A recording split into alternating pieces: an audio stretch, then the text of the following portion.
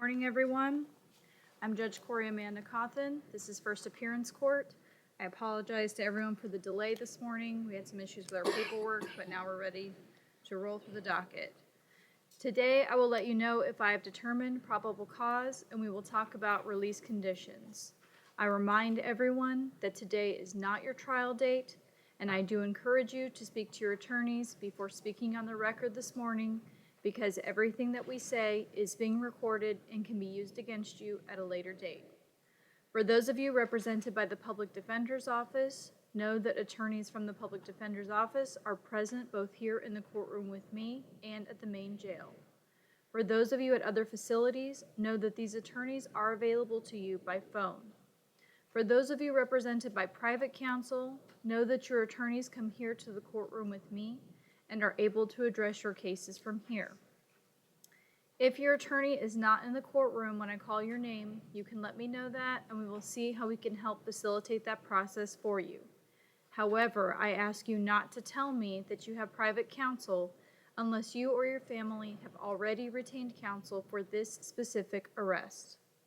You also need to note that this morning in the courtroom with me, I have present attorneys from the State Attorney's Office, as well as representatives from confinement status, pretrial supervision, and the clerk of courts. All of these persons are here to help facilitate this morning's session and to provide any additional information that may be needed. Some of you may be able to resolve your cases here at first appearances if you are here on misdemeanors or municipal ordinance matters, but understand that is dependent on what is going on with you personally and with your case. For those of you present this morning on felony matters or violations of probation where the judge has already set a no bond hold, know that those cannot be changed or resolved here at first appearances. Following this morning's hearing, your case will be assigned to a specific division judge, and going forward, all pretrial motions and any subsequent trial will be heard by your division judge. As we're getting started this morning, I'm going to go through our list of individuals who have been requested to be called out of turn by the jail. Following that, I'll go to our sign-ins, and then we'll go down our regular list from there. To begin, the first on the list to be called out of turn will be Brandon Moss, who is on page 6.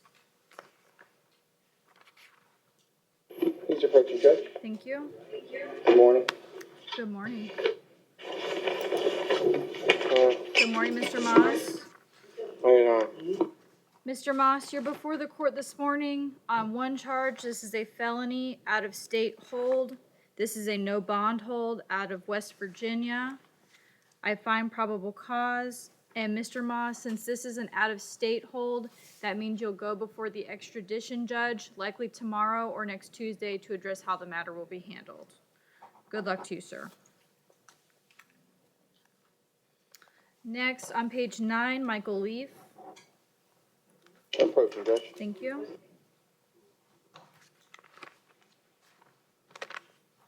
Good morning, Mr. Leaf. Good morning.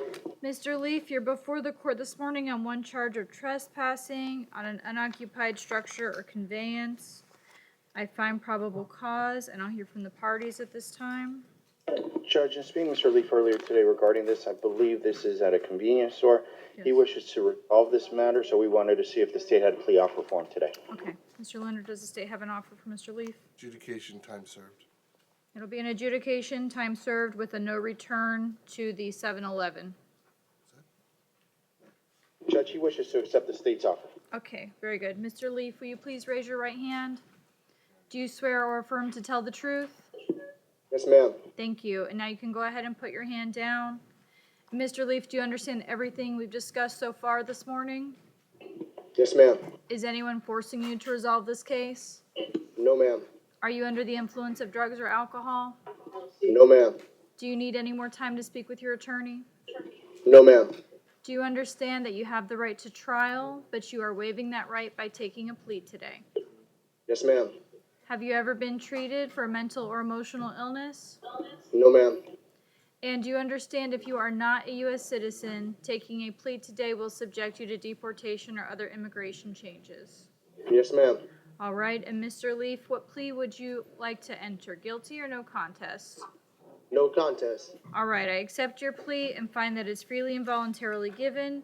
Your sentence will be an adjudication, time served, and once again, there will be a no return order to the 7-Eleven that's at issue in this case. Do you understand that, sir? Yes, ma'am. All right, thank you. Good luck to you. Next will be Eric Johnson on page 18. Please approach the judge. Thank you.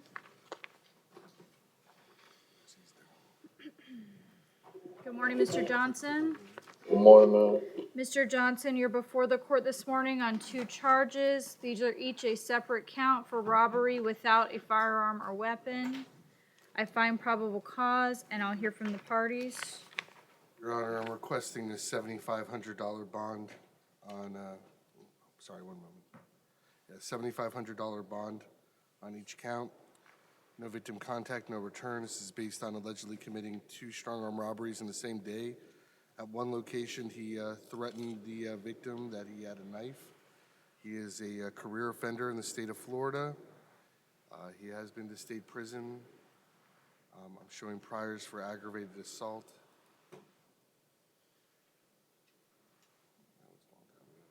In 1992, attempted murder.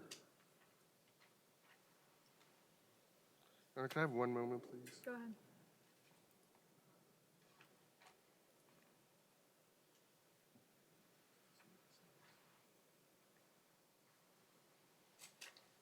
Oh, that's why.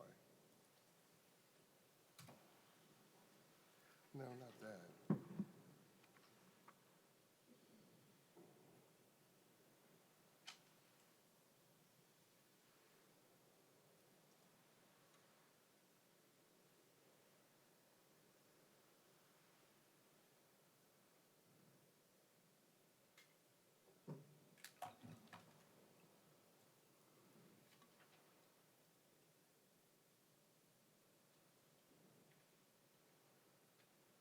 He's actually out on an ROR for trafficking oxycodone between 25 and 100 grams. I believe that's a 25-year minimum mandatory prison sentence, Your Honor. What's that in front of? Judge Fine. It's a 2017 case. The state has filed a motion to have him declared a habitual offender in that case as well, so he faces increased potential consequences if convicted on that matter. It's up to the court if you choose to take any action on revoking his release conditions on that case. All right, anything further? Judge, if I may. Go ahead. Speaking of Mr. Johnson, unfortunately at this time he advised me he's not working. He is homeless. He's financially indigent. No one's going to be able to afford any post a monetary bond for Mr. Johnson. He's been here his whole life. He's 46 years old. He did advise me of the case that he was out on. He's being represented by the Office of Public Defender. My understanding is he's on straight ROR. He's been going to court numerous times. I intended on contacting his public defender assigned to his case and letting him know that he was here this morning. But unfortunately, like I said, Mr. Johnson is not going to be able to afford any sort of bond on the new law offenses which are here. So I wanted to have the court be aware of that and determining reasonable release conditions for Mr. Johnson. And so the court's aware, Mr. Johnson was ROR because the state didn't file an information in 33 days. He had to be released. No judge made a determination that they felt he wasn't a risk to the safety of the community or anything like that in granting him an ROR. I understand. All right, in this case, I'm not going to take any action sua sponte to hold him no bond on the pending felony. However, I am going to grant the state's request and set a bond of $7,500 per count in this case. There will also be orders of no victim contact and no return. The no return orders will apply to the 2 locations that are at issue with regard to these charges. The first location is the Lowe's on Oakland Park Boulevard. The second is a Roberts Optical, which is also, I believe, on Oakland Park Boulevard. So, Mr. Johnson, do you understand that you're not to return to those locations or have any contact with the alleged victims in this case? Yes, ma'am. Yes. All right, thank you.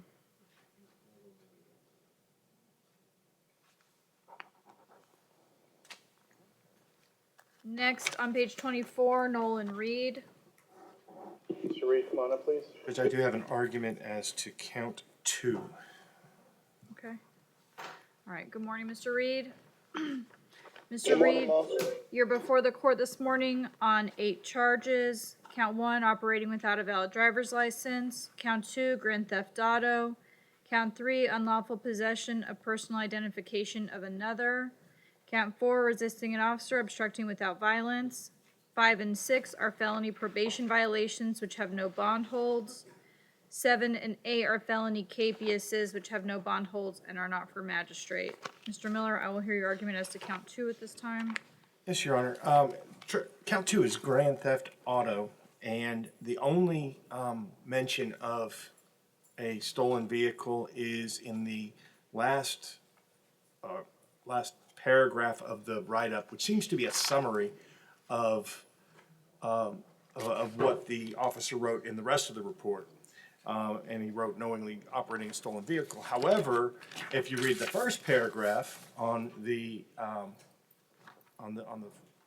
first page, it apparently was a stolen tag. And then there's no further mention of a stolen vehicle, no confirmation that the vehicle was stolen, where normally there's a police report attached to that. And so there's nothing to support that this was a stolen vehicle. It may be a stolen tag, but I think the officer made a scrivener's error.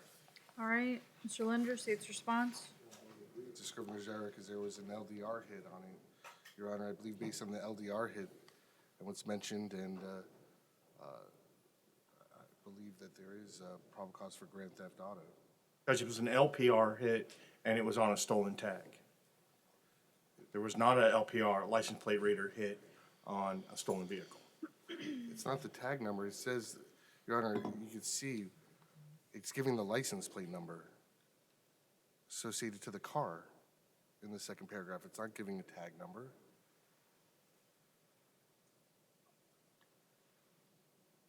It's just a tag.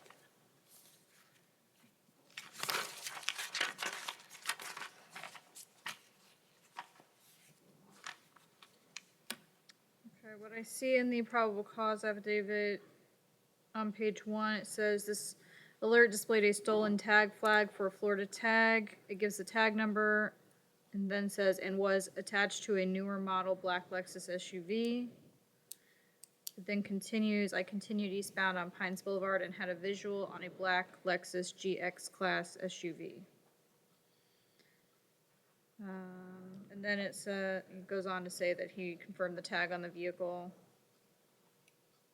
And Your Honor, I would just also note, to show it's not just a scrivener's error, the very last sentence of the report, along with the above charges, the defendant was also actively resisted arrest without violence by refusing to exit the stolen vehicle.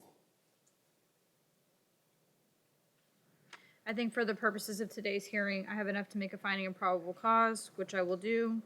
In light of the no bond holds, do the parties wish to be heard any further on count 2? No, Judge. Not at this time, Judge. All right, and Mr. Reed, you'll be seeing your division judge tomorrow morning to address the VOP issue. Thank you. What is that? Judge, Okay. there's one more person that needs to be called out, attorney here at Maine. Yes, the last name that I was given on my list is Henning, but I can't find him in my pile. Is that the correct last name? Yes, Hunter Henning, she's on page 17 of the okay. docket. Okay, she has family present in the courtroom as well, I believe. Okay.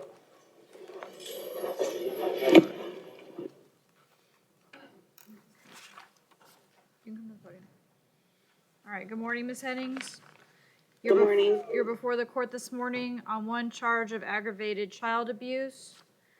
I find probable cause. Before I hear from the parties, ma'am, are you here just to observe this morning or to speak? To speak, Your Honor. Okay, so let me just say a couple of things that I tell everyone. Number one, since today is just the first appearance hearing, I'm not addressing anything about the underlying facts of the case or the background or allegations. We're only here to talk about bond and release conditions today, all right? Yes, Your Honor. Number two, I remind everyone that everything that we say, including in this courtroom, is being recorded and can be used against you and potentially heard at a later date. You understand that? Yes, Your Honor. All right, if you wish to speak, then I'll place you under oath and then I'll hear from you, okay? Yes, Your Honor. All right, will you please raise your right hand? Do you swear or affirm to tell the truth? I do. Thank you. Now you can put your hand down, and I'm just going to ask you to speak into that microphone so that they're able to hear you at the main jail, okay? Okay. All right, go ahead. I just wanted to state, Your Honor, that I am the legal guardian of the minor in question. Okay, and what's your name? My name's Bianca Hennings. Okay, I'm also Hunter's mother. okay. I have legal custody and guardianship of the child in question, as taking him out of foster care from a troubled home, multiple troubled homes. And Hunter was arrested yesterday on her 20th birthday. She's never been in any kind of trouble. This is a misunderstanding. I'm currently a mother of a 3-year-old and recently lost my job at the company shut down that I've been at for 5 years. So I'm indigent on the bond situation. It would hinder me paying rent on the first, and I just want her home. Now is I'll hear from the attorneys. They're going to give me their recommendations, and then I'll make a decision, okay? Thank you, Your Honor. All right, Mr. Linder, we'll start with you. Your Honor, defendant has no history. That being said, I'm requesting a $20,000 bond and no victim contact. This is a first-degree felony. This, from what I can see here, there's no misunderstanding about it. Based on the level of violence, a 12-year-old had to receive 9 staples to close a laceration he received to his head based on being attacked by the defendant. Defendant also put her hands around the victim's throat. Additionally, the victim was threatened with a wooden shard and a threat to kill was made. I think these are very serious allegations, and that is why I'm requesting that bond amount. Judge, that is correct. Those are the allegations, but in speaking with Ms. Henning, she's looking forward to having her day in court and disputing this. My understanding, Judge, is as the state confirmed, and so did Ms. Henning's mother, she has no prior contact with the criminal justice system. She's been living here in our community her whole entire life. She's 20 years old, attended Ascend Academy. She's now working. She works at a local company called Pet Supplies Plus, where she's employed for 6 months, making only $9.50. She has family that's supporting her. As you heard, though, financially, her mom's not going to be able to afford to post any sort of bond. However, I believe Ms. Henning's boyfriend is going to be the person that's going to be helping financially post bond. But his financial resources are quite limited. Now, we do not have a problem as far as the no contact order. I already advised Ms. Hennings of that. Ms. Hennings does not live with the alleged victim, so there's not going to be any problem. She actually lives in a mobile home in Boca with her and her boyfriend are right now living with her boyfriend's parents. Judge, I have in my conversations with Ms. Hennings, she will be making every single court date. She's looking forward to disputing these allegations, as I said. But I'm going to be requesting a $5,000 bond based on the fact Ms. Henning has very strong ties to the community and her lack of any criminal prior record, Judge. Judge, Ms. Henning's mother has advised me that the alleged victim in this case no longer resides in South Florida. My concerns are not limited to contact with the alleged victim.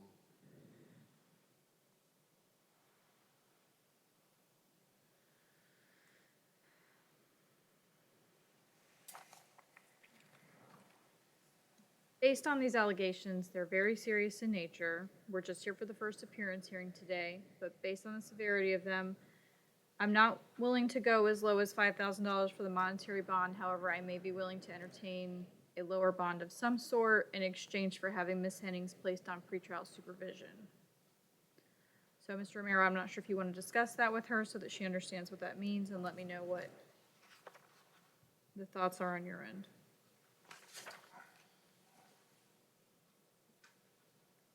Judge, we wouldn't object to Ms. Hennings in exchange for a lower bond of $5,000 plus pretrial release. As I said, Ms. Henning is going to be hard enough trying to going through a bondsman to pay that $5,000, so that's going to be the only way. She has no problem reporting to standard pretrial. As I said, she's never had any sort of problem with authority, so that shouldn't be a problem, Judge. Mr. Linder, anything from the state? No, nothing further, Judge.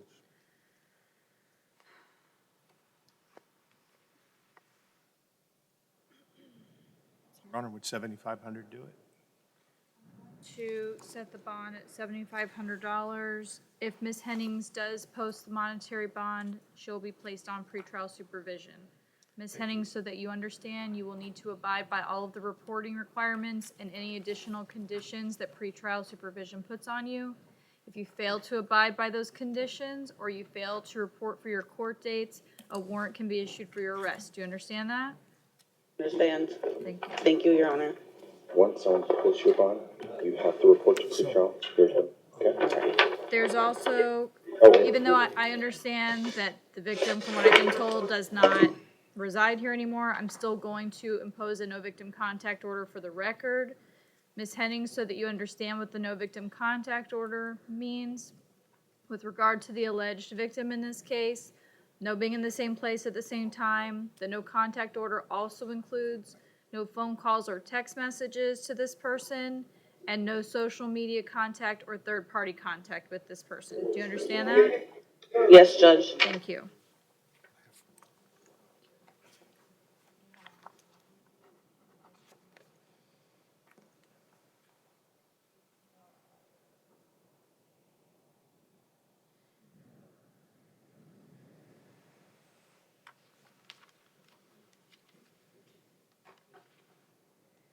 Mr. Linder, do you have the initials for the alleged victim? Because they're redacted on my report. Yes, Judge, I can get that for you. All right. It's okay. It's KP.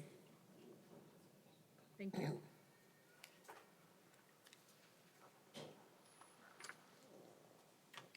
Okay, now I will continue on with the sign-ins.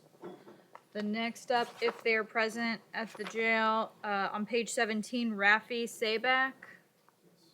His attorney is present in the courtroom. Come on up, Mr. Sabak. Your private attorney is there present. Okay, good morning, Mr. Sabak. You're before the court this morning on one charge of aggravated assault with a deadly weapon without intent to kill. I find probable cause. As I said, your private counsel is with me in the courtroom, and at this time, I will hear from the parties. Your Honor, I've spoken to counsel. I believe we have an agreement as far as bond and release conditions, if acceptable to the court. It would be a $7,500 bond, no victim contact, no possession of any firearms, weapons, ammunition. Yeah, that is correct. And just for the court's information, Mr. Zabak's father is in the back row with his two brothers. He's no priors. He's a nurse at two local hospitals here. He's a lifelong resident, and that's why I think the state and I have come to some type of agreement on the bond with the court's approval. All right, based on that information, I'm going to approve the agreement of the parties. The bond will be set at $7,500. There will be an order of no victim contact, as well as an order that Mr. Sabak possess no weapons, firearms, or ammunition. Mr. Sabak, so that you understand those orders, with regard to the no contact order, whether you know the alleged victim or not, that means no being in the same place at the same time as this person. That includes no phone calls or text messages to this person, and no third-party contact or social media contact. With regard to the order that you possess no weapons, firearms, or ammunition, that means that if you are in possession of any of those items, they are to be surrendered to local law enforcement until further order of the court. Do you understand that? Do you understand that, Yes. sir? Thank you. Yes. All right, good luck to you. Thank you, counsel. Thank you. That way and step out of the hallway.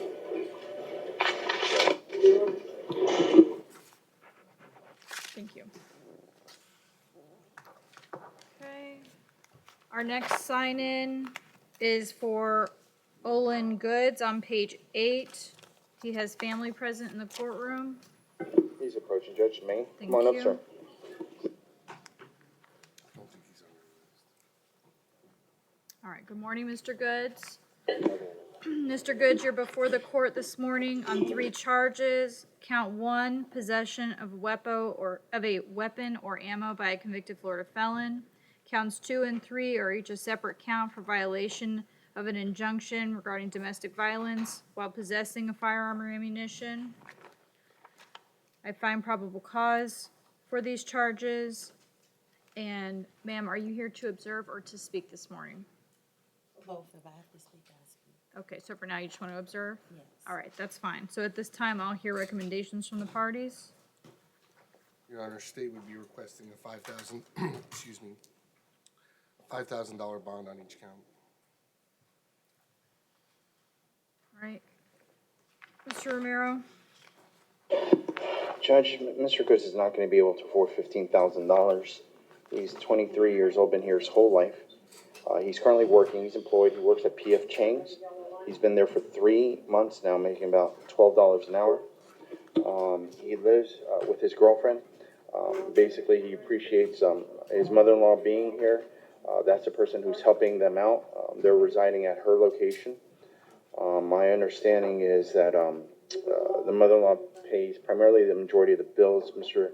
Goods and his girlfriend do help out, by paying with the other utilities. They help out about $400 a month. Now, my understanding is, Mr. Goods and his girlfriend, they're gonna go ahead and post bond. She works, she's a security guard. So they're not gonna be able to afford quite $15,000. I was gonna be asking if the court would consider a $2,000 bond on counts 1, 2, and 3 for a total $6,000 bond on Mr. Goods' behalf, Judge. Your Honor, just so the court's aware, Yes. he's out of state prison from last September for multiple offenses, including one crime of violence and aggravated battery, a couple burglaries of dwellings, and a couple grand thefts. What's so concerning is one, I would also note he has been classified as a gang member by the Florida Department of Law Enforcement. I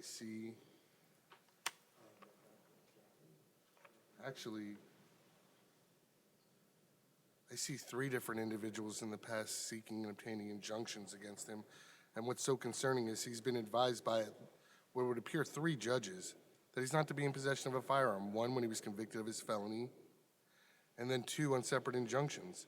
And he's disregarded what all 3 of them have told him. And there's a specific reason why he's not to be in possession of a firearm based on the injunction, and it's been disregarded.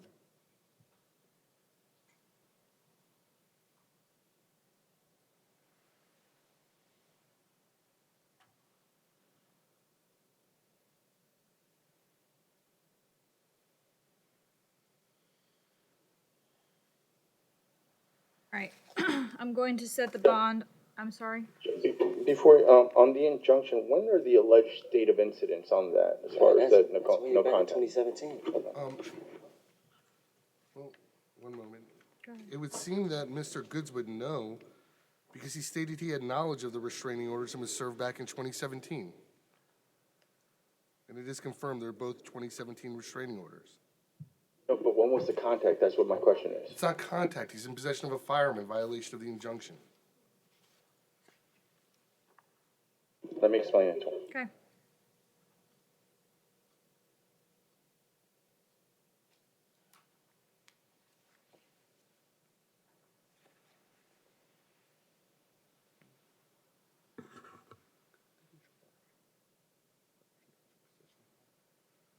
Judge, one other thing, I know Mr. Lender pointed out to the fact, and I don't know what is used to qualify as far as being labeled a gang member or anything like that, but in speaking of Mr. Goods, since he was released from incarceration September 2019, all he's been doing is trying to work, provide for his family.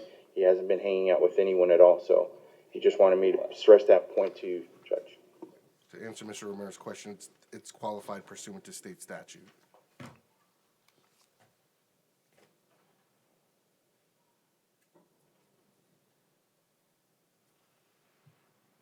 Not sure who he was with at the time of arrest, but it was considerably late at night. My daughter, she was coming from work. All right. Well, based on the circumstances, everything going on, Mr. Goods should probably just be going from work to home. I'm gonna set the bond on each count at $3,000. Even though it shouldn't need to be said, I'm going to say it one more time so that it is loud and clear to Mr. Goods. You are not to be in possession of any weapons, firearms, or ammunition. If you are in possession of any of those items, they are to be surrendered to local law enforcement. Do you understand that, Mr. Goods? Yes, ma'am. Thank you. Thank you. All right, thank you. Good luck.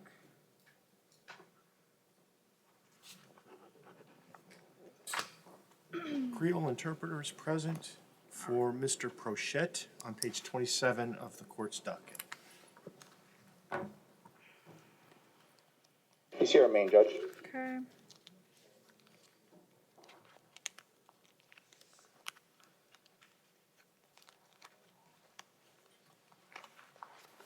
Is that Arnold Burchett? Yes. All right. For my interpreter, do you swear or affirm to interpret from Creole to English and English to Creole to the best of your ability? Thank you, Ms. Hainage. Pleasure, Your Honor. Good morning, Mr. Prochette. Bonjour, Monsieur Crochet. Sheila. Is the defense waiving a reading of the charges? Est-ce Yes, que sir. défense voulait parler accusation? Oui, juge. Yes, Judge, we are. Oui. All right. Order to For the record, I find probable cause for J'ai these une cause charges. probable pour accusation. I will hear recommendations from the parties at this time. M'a écouté recommandations et participants au gain. Judge, the bond is set 10,000 per count. If the defendant can afford that, we're gonna, Mr. Juge, Romero, we should probably just ask that we keep that bond. En caution, c'est 10 000. Nous juste à demander pour Campbell même genre. Your Honor, I could certainly understand why the defense would want to keep the bond at 10,000 Juge, per count. me comprendre pour qui ça yo d'accord pour ta Campbell caution à 10 000. These bonds were never set by a judge. Caution ça, c'est pas un juge qui t'a décidé sous lui. In 1996, when the not in custody capias was issued, 1986, là que yo te mette mandat d'arrestation, the standard bonds for these charges were 10,000 each. et caution standard, là ça, t'es 10 000. But also, there was no knowledge that it would appear that Mr. Prochette fled the jurisdiction. Mais il semblait que M. Cochet était sauvé. Fled is such a loaded word, Mr. Linder. He Ça, did son leave, but gros he's mot, back un now. petit pour And the sauver. bonds were set at $10,000. We're asking the Okay, court to keep it set. gentlemen. Number one, I'm going to say this. We have an interpreter. Nous gagnons un No interprète one là. is to be speaking over the other. Nous pas besoin de parler l'un sous l'autre. If you wish to speak, I will hear from you each during your own turn. Si que nous besoin de parler, m'a ban nous chance pour nous parler chaque à part. I will finish hearing from the state and then I will go to the defense. M'a fin écouter l'État et puis après, défense à parler. I do take note that the bonds were set pursuant to a capias that was issued in 1996. Et oui, me comprendre que mandat d'arrestation, c'était depuis 1996, je t'ai mis. I also take note that the last paragraph of the probable cause affidavit Et tout, m'gade mwen dernier paragraphe dans information, which was drafted, I believe, in 1995, it appears, que yo te écrit dans 1995, m'kwe, states the defendant's whereabouts are unknown at this time. qui dit que yo pa konnen kote accusé a ye, He has moved away from the residence, li te kite kay la, leaving his wife behind. li kite madame ni derrière, He also resigned from his job without giving notice, et li te kite travail li sans avertissement. saying that he fled doesn't necessarily need to be a legal term. Alors, et dit que li sauvé, pas besoin yon terme légal, You can term it whatever you like based on the circumstances. ou ka di que n'importe façon que ou vle dire, dépend sous circonstances là. Mr. Linder, please continue. Monsieur Lander, on va continuer. Merci, juge. I would also note that Mr. Prochette was arrested at the airport. Fom notifiye tout que Monsieur Cochet se nan airport la yo arete li. Paperwork shows his address is in North Carolina. Papier montre adresse li, c'est North Carolina. So clearly, it would appear he does not reside in the area. Alors, ça montre que li pa habite nan zone ici. The paperwork I have also indicates that the Department of Homeland Security has put a detention order on him. Et papier montre que Sécurité nationale met Campbell tout. I would also note the strength of the evidence, Your Honor. Et m'a montré force évidence qui gagne. It would appear a family member, witnessed the illegal actions in this matter. son famille qui te ouais zak illégal qui te fait là. In light of all that, I'm requesting a bond increase to $75,000 per Al- count. Alors, pour raison ça, m'a demandé pour yo monter caution à $75,000 Pretrial release with a GPS monitor. et si que l'État lagué puis l'État payé caution, c'est pour yo mettre un moniteur dans pied pour Level surveiller niveau 1. Sorry, level 1. Thank Okay, and no contact with the victim whose initials are VL. Pas de contact avec victime nan que initially c'est VL. And should Mr. Prochette post his bond and be eligible for release, Et si monsieur Prochet a pour payer caution, that he surrender his passport prior to the clerk of the court pour le prior, pour le remettre passeport prior to his release from custody. avant que il sorti dans prison.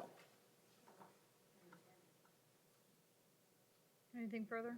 No, Il y a Judge, l'autre thank you. bagarre encore? Non, juge. At this time, I'll hear from the defense. Que défense mette parler pour le moment. Judge, if I understood it correctly, I believe there's going to be an immigration hold placed on Mr. Prachette. Dans ça que me comprendre, gen immigration a kembe monsieur Prochet. Since he's going to be held no bond for that purpose, I'd ask the court to leave the standard bond or the bonds that are currently set in place. Comme que immigration pour al kembe, m'a demandé pour Now, Mr. kembe caution, j'en étais déjà hier. Now, Mr. Prachette speaks some English. I was able to communicate with him a little bit this morning. Monsieur Prochet a parlé quelques anglais, m'était capable de parler ensemble avec lui matin. He did advise me he does not live in South Florida. He resides in North Carolina. Li fait me connaître que li pas habité dans Floride, li habité Carolina. Specifically in a town I believe called Stuttville. Non, ville qui est Studville. He is working there. La travaille là, He works at J.C. Penney's. la travaille dans JCPenney. My understanding, Judge, is he gets paid bi-weekly about $850. Et dans ça que me comprendre, li touche chaque 2 semaines à peu près $800. He lives there with his family. Li habite là avec famille. Mr. Prachette advised me he's 61 years old, been living in our community or in the United States for almost 30 years. Li gen 61 ans et il habite dans Floride pour interpreter need clarification. How long residing in Florida? In the United States, almost 30 years, I believe Il specifically around 25. habite aux États-Unis à peu près 31 ans. My understanding, Judge, in those years, I believe this is the first time he's ever been arrested in his life. Et m'kwe dans toute année ça yo, c'est première fois que li te jam arrêté dans ville.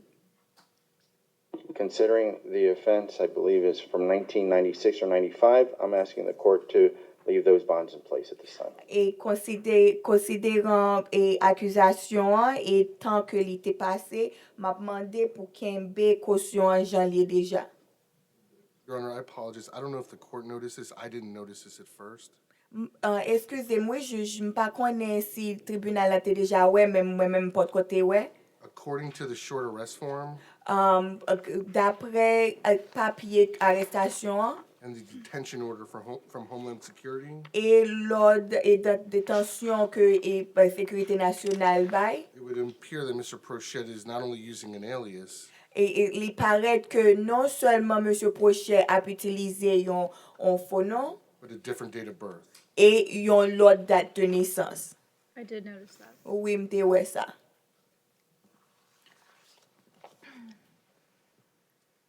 Based on the seriousness of these allegations Basé sur le fait que crime ça est grave and the circumstances that have been discussed here this morning, et toutes circonstances que nous avons parlé sur yo là, I am concerned that Mr. Prochette may be a flight risk. m'gen souci que M. Prochet est capable de sauver.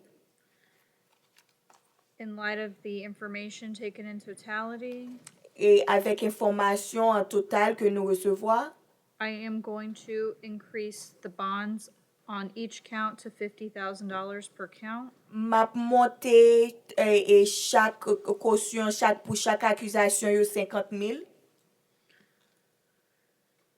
Should Mr. Prochette become eligible for release, Si Monsieur Prochet ta kapab e soti nan prison, he must surrender his passport to the Broward County Clerk prior to his release. fol remet paspor li bay l'Etat Broward, He may not apply for any new passport during the pendency of these proceedings. ni pigal aplike pou lot paspor toutan ke kasa pou kon fini. Additionally, if he does post his monetary bond, En plus, si ke l'Etat va kapab peye kosyon li, he will be placed on pretrial supervision la prenan sou surveillance with a level 2 GPS monitor. avèk yon niveau 2 monite. There will also be an order of no victim contact E gen lot tou pou pa gen okon kontak ak viktim nan. that will apply to the alleged victim with the initials VL. Victime ki gen inisyal VL. Mr. Prochette, so that you understand the Monsieur no Prochet contact order, pou kapab kompren bien, lem di lord pa gen kontak, that means no being in the same place at the same time as this ki person. ve di pa nan menm kote, nan menm lè ansam avè moun sa, That also means no phone calls or text messages to men this tou person.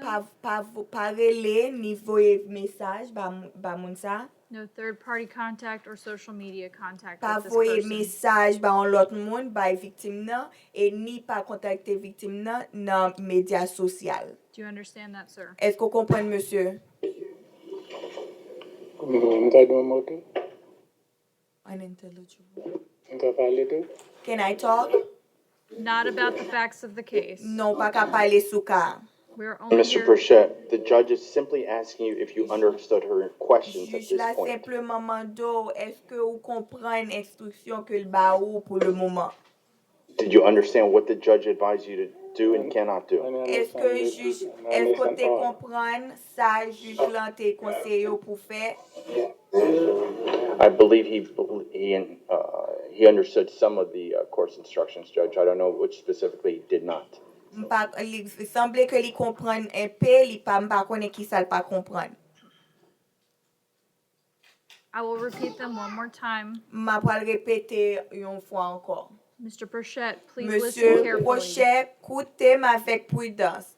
If there is anything you don't understand, Si you need gen yon to bagay, advise the court. Ke ou pa kompren, fe tribunal la konen.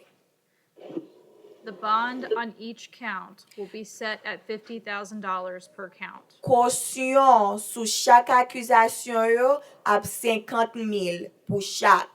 If you become eligible for release, Si ke ou kapap peye kosyon pou lage sot nan prison, you must surrender your passport to Li- the clerk's office prior to your release from custody. li obligatwa pou remet paspor ou bay l'Etat Broward anvan ke ou soti nan prison.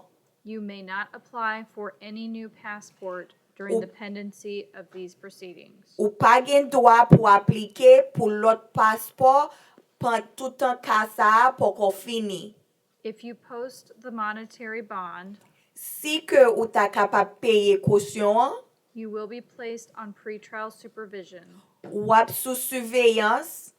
As part of that supervision, you will have a level 2 GPS monitor. Kondisyon surveillance lan, wap genyen yon monite GPS.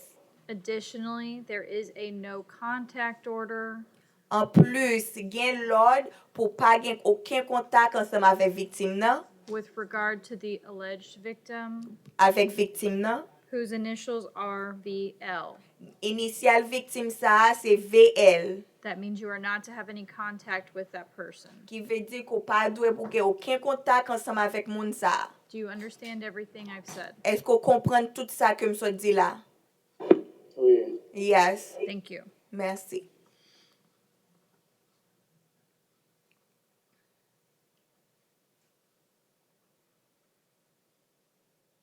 Is there anyone else at Maine that requires a Creole interpreter? Eske gen lot moun la ki bezwen interpret kreol? No, at Maine, Judge. Anyone at any of the other facilities? Gen lot moun lot kote? All right, thank you, Ms. Enoch. pleasure, Your Honor.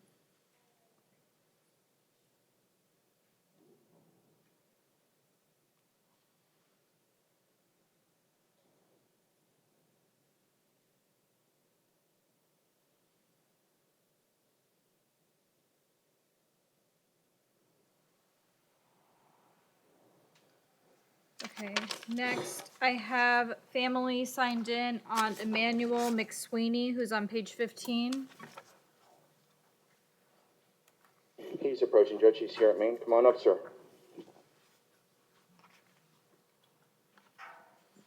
Good morning, Mr. McSweeney.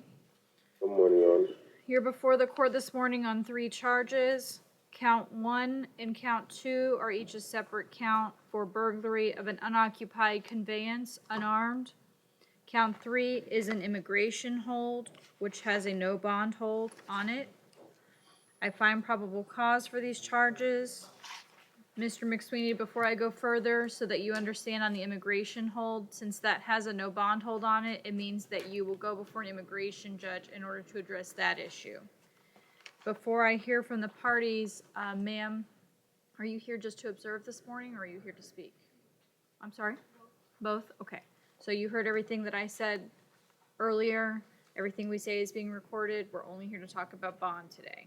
Do you understand that? Yes, ma'am. All right, and I just want to make it clear that because he has a no bond hold on the immigration hold that I was just advising of, whatever his bonds are, they're gonna be set on 1 and 2. He's not going to be released today because he'll have to go in front of the immigration judge first. All right? Okay, so if you would like to speak, then I'm gonna have you raise your right hand. I'll place you under oath. Okay, go ahead. Do you swear or affirm to tell the truth? Yes, ma'am.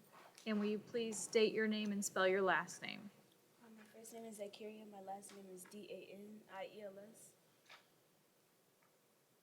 Okay, all right. And Miss Daniels, I'm just gonna ask you, because you're a little bit soft-spoken, speak into the microphone right there so that they're able to hear you over at the main jail. All Okay. right, go ahead, Miss Daniels. Well, we have a 4-month son. Okay. He's actually right there.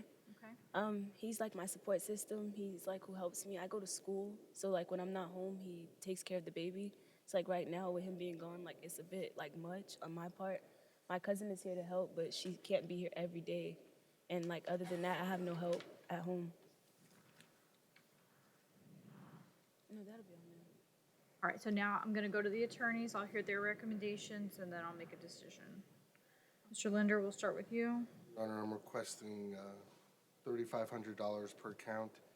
He has a pending possession of cocaine that he's out on bond for, resisting, that was from last year, resisting without violence, 2018, possession of PVP and trespass, 2016, resisting without violence, trespass, 2015, possession of PVP, resisting without violence, 2015 with the VOP, 2015, possession of PVP with the VOP, loitering and prowling, 2015. Mr. Romero? Judge, considering the totality as far as what Mr. Lender has advised the court and the immigration hold at this time, nothing to add from the defense. All right. I am not going to take any action to revoke his bond in the pending case. It seems he has bigger problems that need to be addressed right now. In light of that, on counts 1 and 2, the bond will be set at $3,500. There is also going to be an order of no victim contact. Mr. McSweeney, so that you understand the no victim contact order, whether you know the 2 alleged victims that are involved in this case or not, that order means no being in the same place at the same time as these individuals.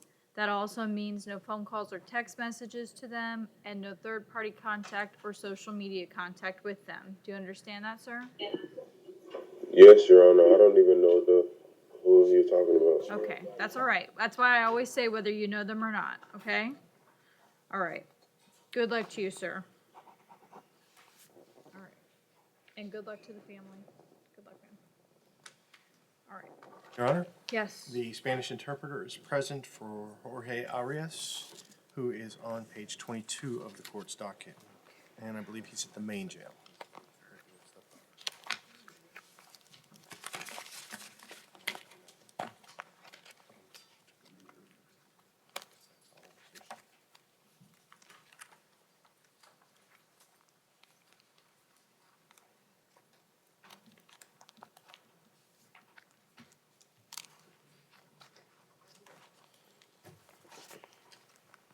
One moment, Judge is coming. Go ahead.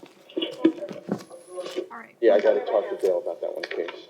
For my interpreter, Will you please raise your right hand? Do you swear or affirm to interpret from Spanish to English and English to Spanish to the best of your ability? I do. Good morning, Your Honor. Good morning. Solange Sands, S-A-E-N-Z. All right, Ms. Sands, thank you. You're welcome, Your Honor. Good morning, Mr. Arias. Buenos días, señor Arias. Is the Buenos defense, días. is the, Judge, we're Good waiting for a morning. reading of the charges. Renunciamos a que se lean en voz alta los cargos. for the record, I find probable cause as to these charges. Para que conste en el acta, decido que existe motivo fundado para estos cargos. We'll hear from the state. Vamos a ver qué dice el Estado. State would be seeking a finding of proof evident or presumption great on both charges. El Estado pide que se decida que existe pruebas evidentes, presunción abundantes para los dos cargos, This is based on the victim's sworn testimony, basado en la declaración jurada que ha entregado la víctima.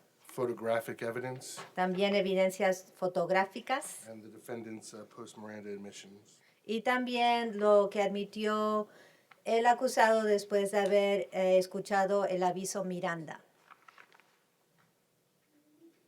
Mr. Miller, the defense's response. ¿Algo de la defensa? Your Honor, I've reviewed the probable cause affidavit and although I would object to the court finding proof evident, presumption great, based solely on a hearsay document, I have nothing further to add to the conversation. I believe the defendant's wife is present in the courtroom. Is that correct? Señoría, en lo que tiene que ver con el documento de motivo fundado, vamos a oponernos a registrar objeción para que se decida que existe pruebas evidentes, presunción grave, porque este documento es un documento de declaración de terceros. No tendríamos algún otro argumento adicional de parte de la defensa. Parece que la esposa del acusado está en la sala, the wife. No ha venido la esposa. I have reviewed the probable cause affidavit in this case, Revisé el documento de motivo fundado, including the witness statements and evidence alleged in that document. también revisé las declaraciones de testigos y las evidencias alegadas en el documento. Based on that information, Basado en esa información, at this time, the court is going to make a preliminary finding of proof evident presumption great as to both counts 1 and 2. en este momento la Corte decide preliminariamente que sí existe pruebas evidentes, presunción abundante para los dos cargos, 1 y 2. I order that Mr. Arias be held no bond on both counts. La orden es que el señor Arias entonces no tiene posibilidad de fianza para ninguno de los dos cargos. This will be without prejudice Es sin prejuicio for him to have the appropriate hearing before his division judge to further address that matter if necessary. También tiene la oportunidad de volver a tocar este tema con el juez que está a cargo de esa división. There will also be an order of no victim contact. También queda prohibido por orden de la Corte contacto con la víctima. Which applies to the alleged victim with the initials AG. Esto tiene que ver con la supuesta víctima, iniciales AG. There will also be an order that Mr. Arias have no contact with minors until further order of the court. También va a tener una orden de la Corte vigente que le prohíbe tener contacto con menores de edad. Eso también es hasta que lo decida diferentemente la Corte. Mr. Arias, do you understand those orders? ¿Entendió las órdenes, señor Arias? Sí. Yes. Thank you. Gracias.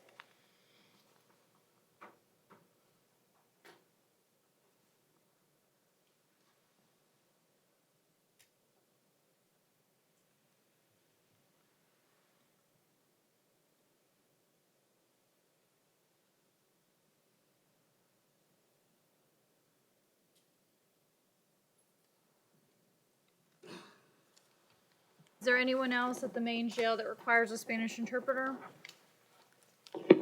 Not that I'm aware of, Judge. Is there anyone at Paul Ryan Conti or North Broward that requires a Spanish interpreter? ¿Alguien más que necesite la ayuda del intérprete? Martinez on page, Which page? Where am I looking? Martinez from North Broward on page 13, sorry. Okay, that's all right. Is that the only one that you have at North Broward? For Yes. Okay.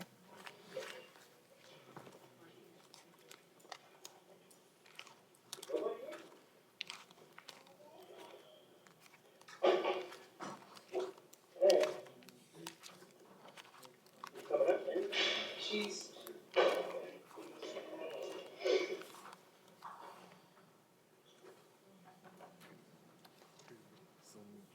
Okay. This is for Mr. Amado Martinez. ¿Es el señor Amado Martínez? Sí, sí. Yes. Good morning, Yes. Mr. Martinez. Buenos días, señor Martínez. Good morning. Good morning. You're before the court this morning on an ad charge. Ha comparecido hoy por un cargo agregado. This is for an immigration hold. Es debido a detención por parte de inmigración. I find probable cause. Decido que existe motivo fundado. And Mr. Martinez, this immigration hold has a no bond hold. Señor Martínez, la retención de inmigración no tiene posibilidad de conseguir fianza, Which means you will go before an immigration judge in order to address this matter. y lo que quiere decir eso es que usted debe presentarse con un juez de inmigración para tocar este tema. Good luck to you, sir. Mucha suerte, caballero. Thank you. Thank you. Is there anyone else at any facility that requires a Spanish interpreter while I have her here? ¿Alguien más que necesite la ayuda de la intérprete en cualquiera de las unidades? All right, thank you, Ms. Sands. You're welcome, Your Honor. Have a great day. Same to you. All right, and I have one more sign-in. Let me just pull him out.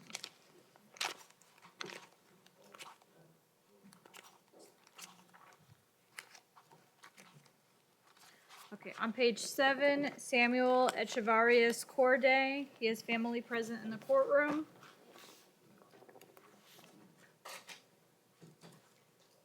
All right. Good Yes, morning, sir. Mr. Echevarius.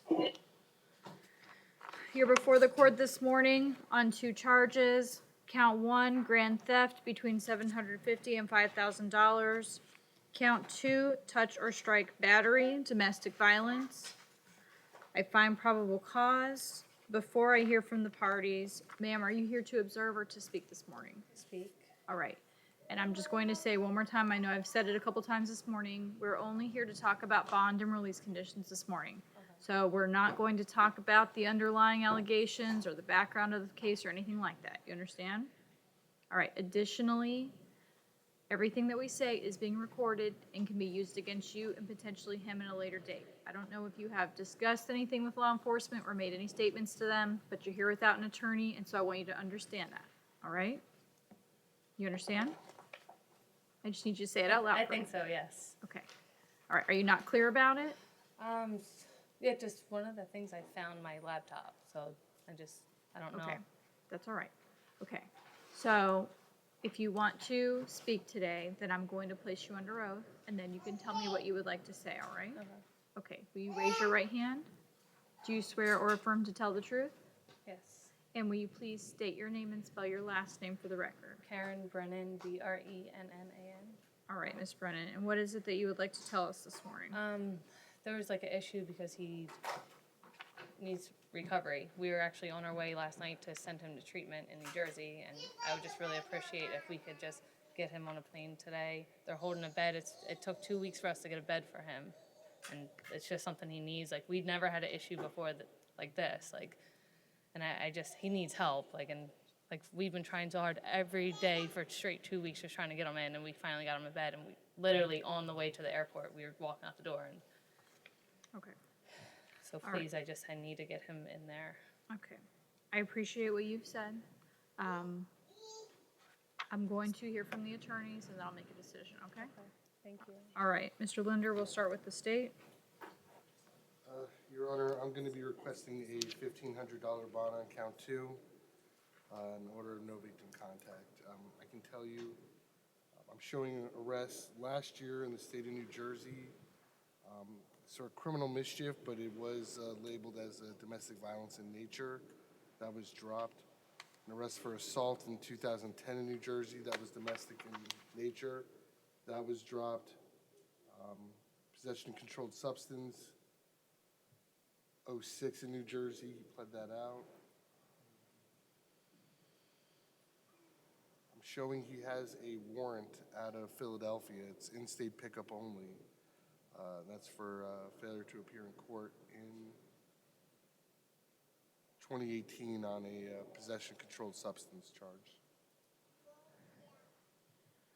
All right, Mr. Romero, I'll hear from you.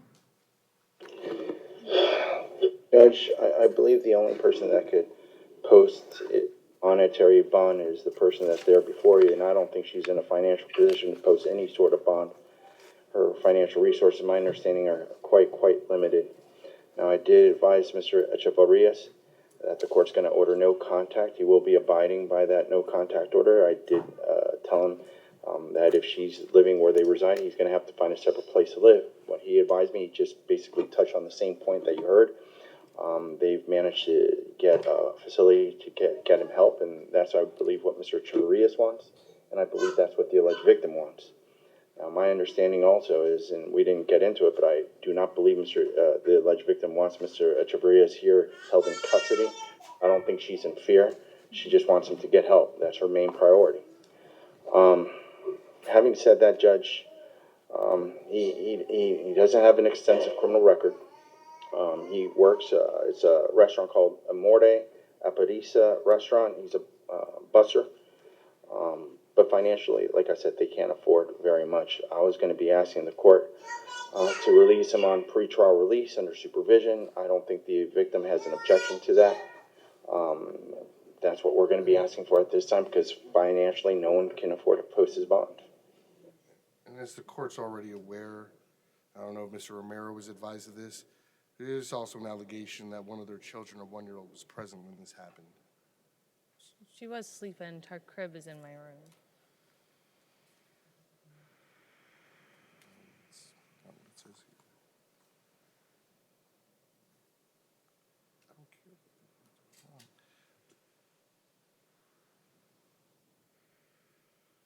Just he really needs to go to treatment, please.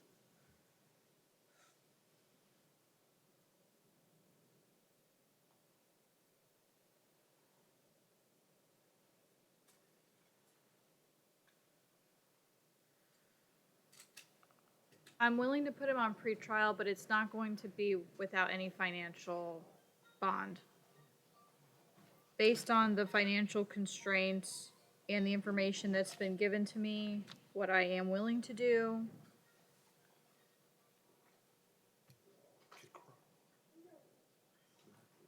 On count 1, I will reduce the bond to $500. On count 2, the bond will be $750. If Mr. Echevarrias does post that monetary bond, then he will be placed on pretrial supervision. For the time being, there will be an order of no victim contact. Mr. Echevarrias, I understand that Mr. Romero's already discussed that with you. I understand that Ms. Brennan is here with us today, and I've heard what she has said. But I need you both to understand, and Mr. Echevarrias, the no contact order applies to you specifically, so I need you to hear me, okay? In situations like these, while I understand what Ms. Brennan is saying to me, I have to take into consideration the allegations in the probable cause affidavit. That is my job.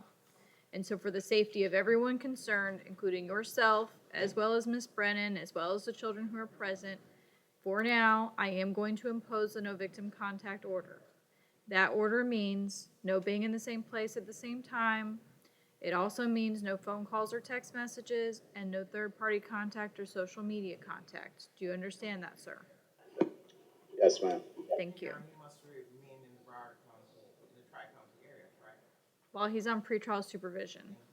If he needs to get into a treatment program, there are plenty of programs that are within the Tri-County area. Since he's going to have this, I'm not sure if he's going to be signing up with the Public Defender's Office or not. They can certainly work with him to get him into a program if that is the help that he needs. That's something that happens all the time.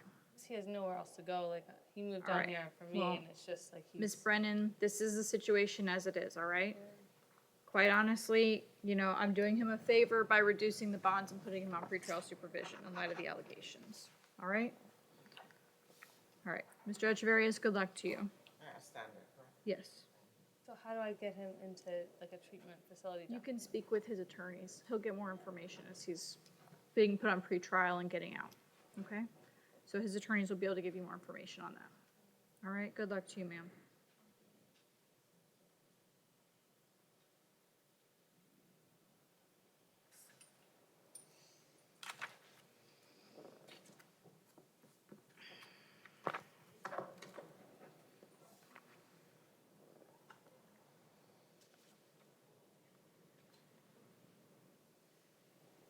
Mr. Plant, let me go ahead and go to your cases. And then I think I have a case that the state needs called out of term, but I'll address it next. All right, let's address some of our municipal ordinance cases. On page 2, Linda Morgan. She's here, present, Judge. Thank you. She's coming up. We spoke to her. Yeah, for real. Yeah.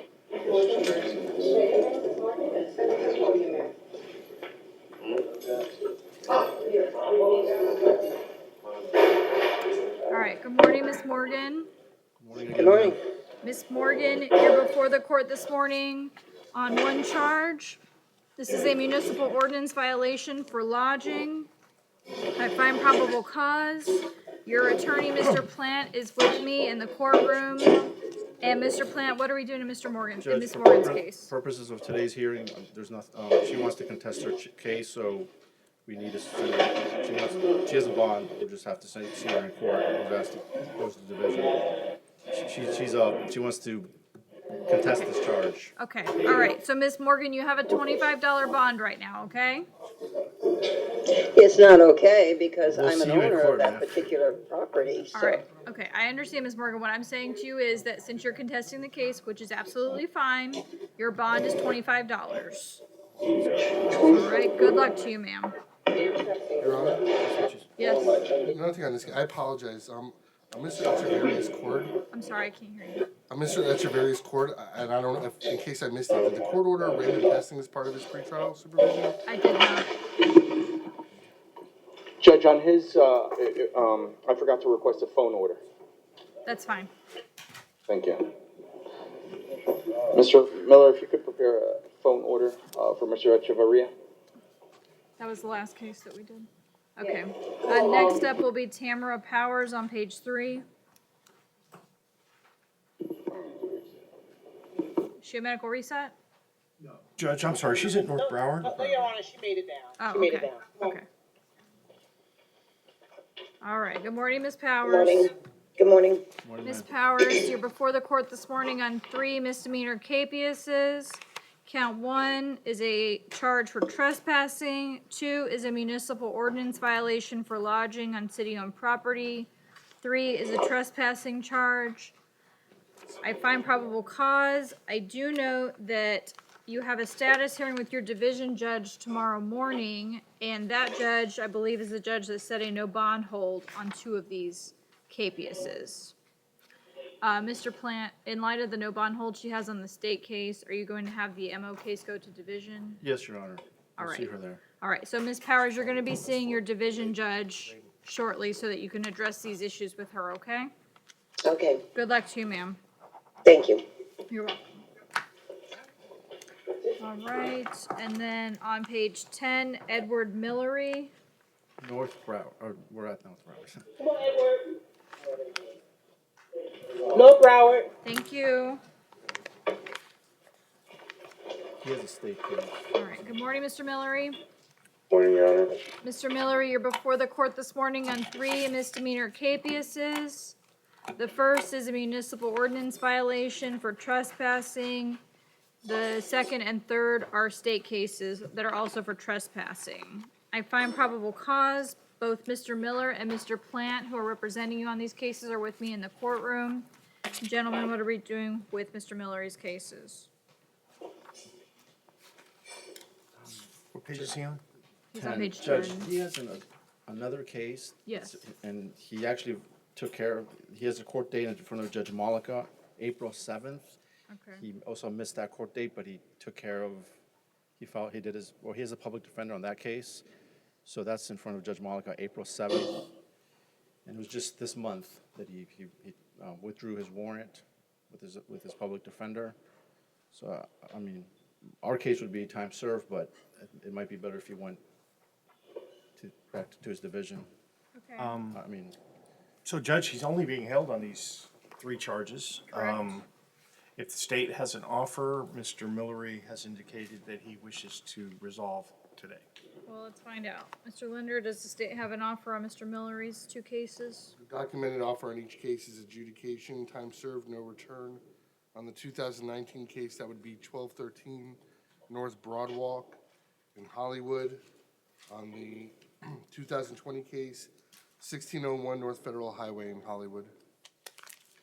All right, so Mr. Millery, 2 things that I want to say. Number 1, I want to make sure you heard what Mr. Plant said. You do have a court date on a separate case with Judge Malika on April 7th. So Yes, I know. whatever we do today, you make sure that you go to that hearing. You understand? Oh, yes, Your Honor. Okay, all right. On the 3 cases that are here today with us, if you want to resolve these cases, then the offer on all of them would be an adjudication, time served, and a no return to each of the locations that are at issue. Do you understand that? Yes, Your Honor. And I'm not sure what effect that would have on the other cases with Judge Malika because I don't know anything about that case, but I want you to take it into consideration when deciding what you want to do. Yes, Your Honor. All right, so what would you like to do today? I'd like to resolve today, Your Honor. Okay. All right, will you please raise your right hand? Do you swear or affirm to tell the truth? I do. Thank you, and now you can put your hand down. Mr. Millery, you understand everything we've discussed here this morning? Yes. Is anyone forcing you to resolve these cases? No. Are you under the influence of drugs or alcohol? No, I'm not. Do you need any more time to speak with your attorneys? No. Do you understand that you have the right to trial, but you are waiving that right by taking a plea today? Yes. Have you ever been treated for a mental or emotional illness? Yes. Is there anything about that illness today that impacts your ability to accept this plea? No. All right. And do you understand if you are not a U.S. citizen, taking a plea today will subject you to deportation or other immigration changes? I understand, Your Honor. And Mr. Millery, what plea do you wish to enter? Guilty or no contest? No contest. All right, I accept your plea and find that it's freely and voluntarily given. Your sentence in each of these matters will be an adjudication, time served, and remember the no return orders that are in place. And you understand that? Yes, I do. All I'm right. not going back to Hollywood, Florida. All right, and Mr. Millery, don't forget about the April 7th hearing with Judge Malika, all right? Yes, Your Honor. floor. All right, Thank good you. luck to you, sir. Thank you, Judge. Have a good day. All right, thank you. Come back. Thank you, Mr. Plant. All right, I have a case to be called out of turn on page 17. I'm not sure if this was requested by the state. Correct. Good morning. One moment. Let me just pull. Is he at Maine?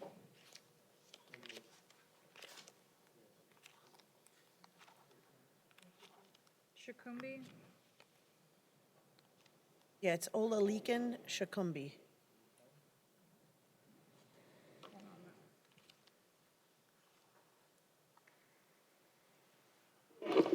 Judge, Mr. Shakumbi is approaching, he's on page 17. Yes. My understanding, I believe he has private counsel on his case, Judge. Your Honor, that's my understanding. Before he was arrested, I had been contacted by Mr. Gottlieb regarding his representing him. And I believe my partner spoke to Mr. Judge. Gottlieb. He's right now trying to get Mr. Strandell. Yes. Before we go any farther, Yes. okay, I've been texting with Mr. Gottlieb all morning. Correct. He's in Tallahassee. I'm on the phone right now with Mr. Clark Strandell, who represents one of the co-defendants, to see if he can come in and speak on this defendant's behalf. I'm told by my office that I am unable to even act as a friend of the court under these circumstances. Okay. So, can I find out if Mr. Clark can come? Well, let me just ask this, because he's not his attorney. was Mr. Gottlieb a well, let me just ask. Yes, Mr. Gottlieb asked me to do this. Mr. Clark Strandell represents the defendant's wife, Right, who's also charged on the same case. okay. Mr. Gottlieb had approached me, sent me a couple emails about having him work out some kind of an agreement on the bond prior to his re-entering the country. He was apprehended yesterday as he returned, I believe, from Nigeria. I wasn't willing to make any concessions on the bond at that time. Okay. We had bond hearings on the other two defendants in front of Judge Weeks. I anticipate this defendant will also be in front of the same judge. If you want, since you've been in contact with Mr. Gottlieb, if Mr. Strandell is planning to come in to speak on this defendant's behalf, I need to know that.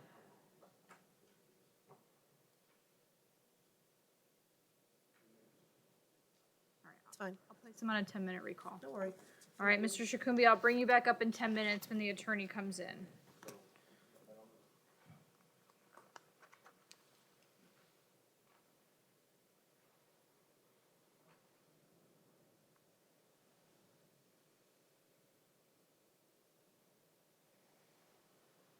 All right, so while we are waiting on that case, I'm going to start going down our regular list here. First up will be Dontavius Johnson.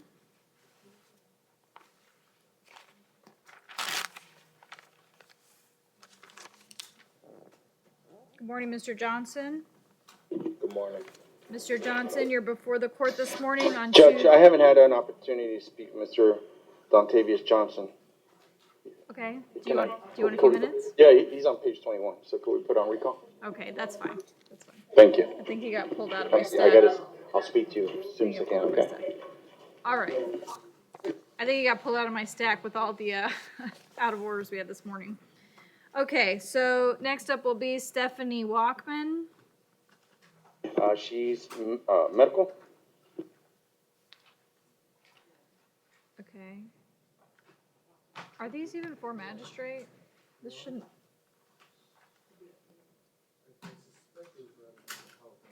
They are. Yeah, I'm not even sure that they should be, since the VOP and the court orders.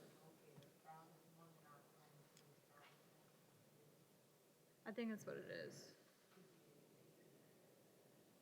Okay, that's what I thought. All right, so I'm not going to do anything on her since she's going straight to Judge Lerner Wren. All right, next will be Ada Ferrer. She's approaching, Judge. Thank you. Good morning, Ms. Ferrer. Good morning. Ms. Ferrer, you're before the court this morning on one charge of battery causing bodily harm. I find probable cause, and I'll hear from the parties.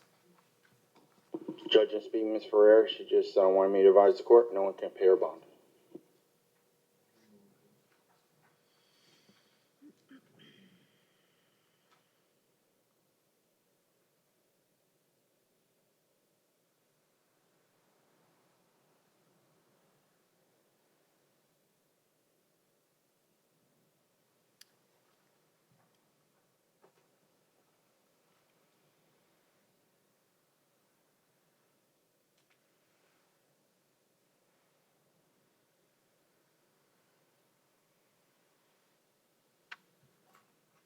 She had a theft last year in Dade, a theft in 2017 in Broward. That was resolved, I believe, last year as well. She was arrested in 2018, once in Sunrise and then in Palm Springs on failures to appear.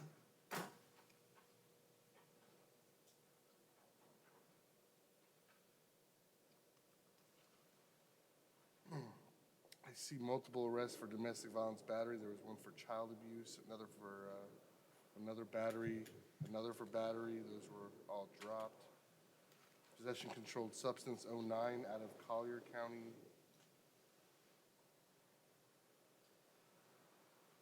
The DUI broken down to a reckless driving in 09. Another failure to appear in 09. State would be requesting $1,000 bond, no victim contact, no return. All right, based on the allegations and the history that's been presented, I'm going to leave the standard bond in place. There will be orders of no return and no victim contact. The no return will apply to the CVS location that's at issue in this case. The no victim contact order will apply to the alleged victim in this case, Ms. Ferrer, so that you understand those orders. That means no going back to that location.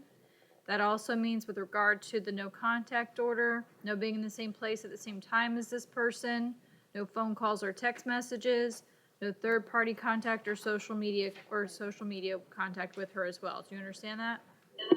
Yes, ma'am. Thank you.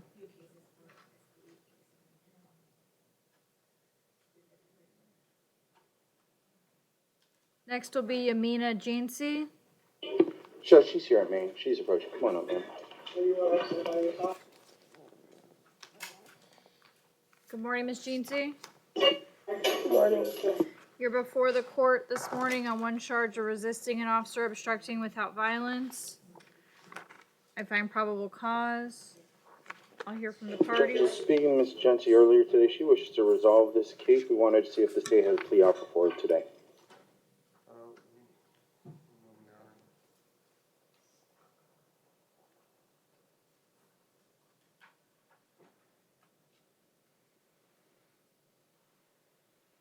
Yeah, withholding court costs, no return.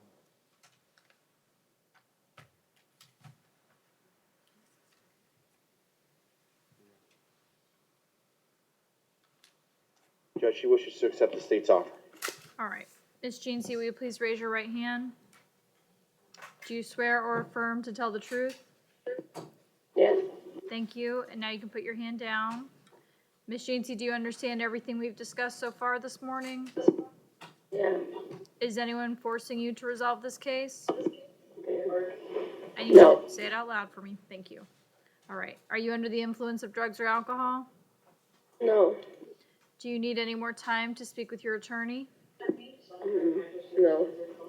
Do you understand that you have the right to trial, but you are waiving that right by taking a plea today? Yes. Have you ever been treated for mental or emotional illness?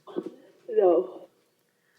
Do you understand that if you are not a U.S. citizen, taking a plea today will subject you to deportation or other immigration changes?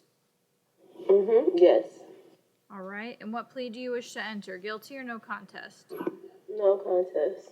All right, Ms. Jancy, I accept your plea and find that it's freely and voluntarily given. Your sentence in this case will be a withhold of adjudication plus court costs. There will also be a no return order to the Chevron that's at issue in this case. Do you understand that, ma'am? Yes. All right, good luck to you.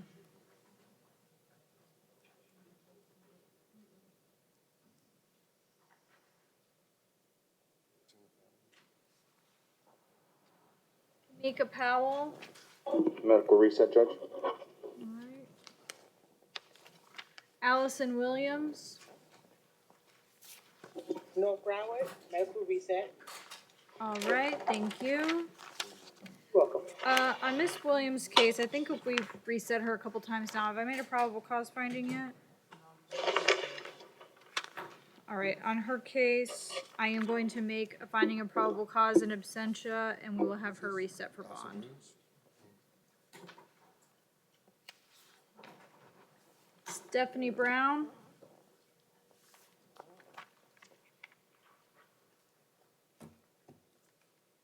Is she medical or did she refuse or?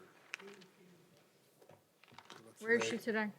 I think she's at Paul Ryan, and she has refused to come to court today. I'm going to ask my office to send an interviewer out to sign her up to see if we can't help her out. Okay, I've already made a probable cause finding, so we're just waiting for bond now. Your Honor, at this point, I mean, considering she's refused twice, I would just ask the court to pass it through. She will come back through at a second look. Hopefully, the public defender's office will have an opportunity to speak with her before then. Provide some more information to the court. Any objection to that, Mr. Miller? Sorry. It does seem that this is the kind of case that sometimes gets resolved at this stage, and I'd hate for her to miss that opportunity. Well, Gotta get if her she's there. refusing to attend, that's her choice. It's not a medical Right, reason. and that's why we'll send the interviewer out to try to get her to come to court so that we can talk about things. All right, I will give her one more chance. If she's not here tomorrow, then we're gonna proceed without her. Okay. Well, might as well go ahead because we can't do that. Yeah. How They won't quickly send do an we- interviewer out until tomorrow. Okay, well then, it's not really helping her, since she'll come on the second look docket, then I'm Very gonna well, do it other way. Judge. Thank you. Let me just ask, because, on my original finding sheet, the standard bond on count one is $100, and the one I have today is showing $1,000. So, what's the correct number? All right, I'm gonna make the correction. Okay. All right. Okay, next will be Heather Ann Amari. Is she joining us? North Broward. It's a Medical med reset, Judge. She's a medical reset? Okay.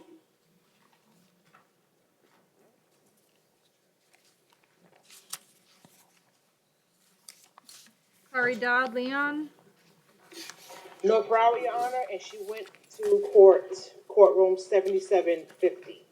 is she in court on this case? Can anybody tell me?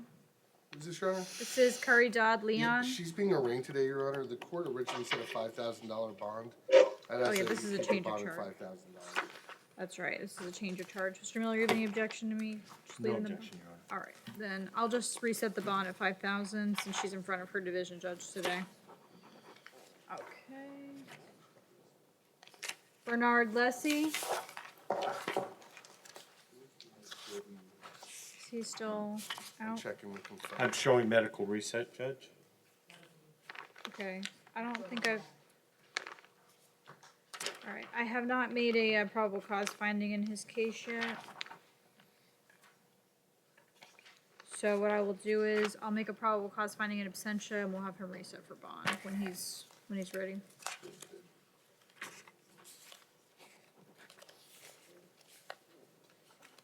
Hallam Bagby. North Broward, Your Honor. Thank you. Good morning. All right, good morning, Mr. Bagby. Mr. Bagby, you're before the court this morning on a misdemeanor capias. This is related to a charge for trespassing. I find probable cause. Mr. Miller, have you spoken to Mr. Bagby? May I explain about the trespassing? One moment, Mr. Bagby, you may not need to. Judge, I did speak with Mr. Bagby, and he is interested in resolving this case if the court is so inclined. Okay, is there an offer from the state? Yes, Your Honor. The documented offer is withhold and court costs and no return to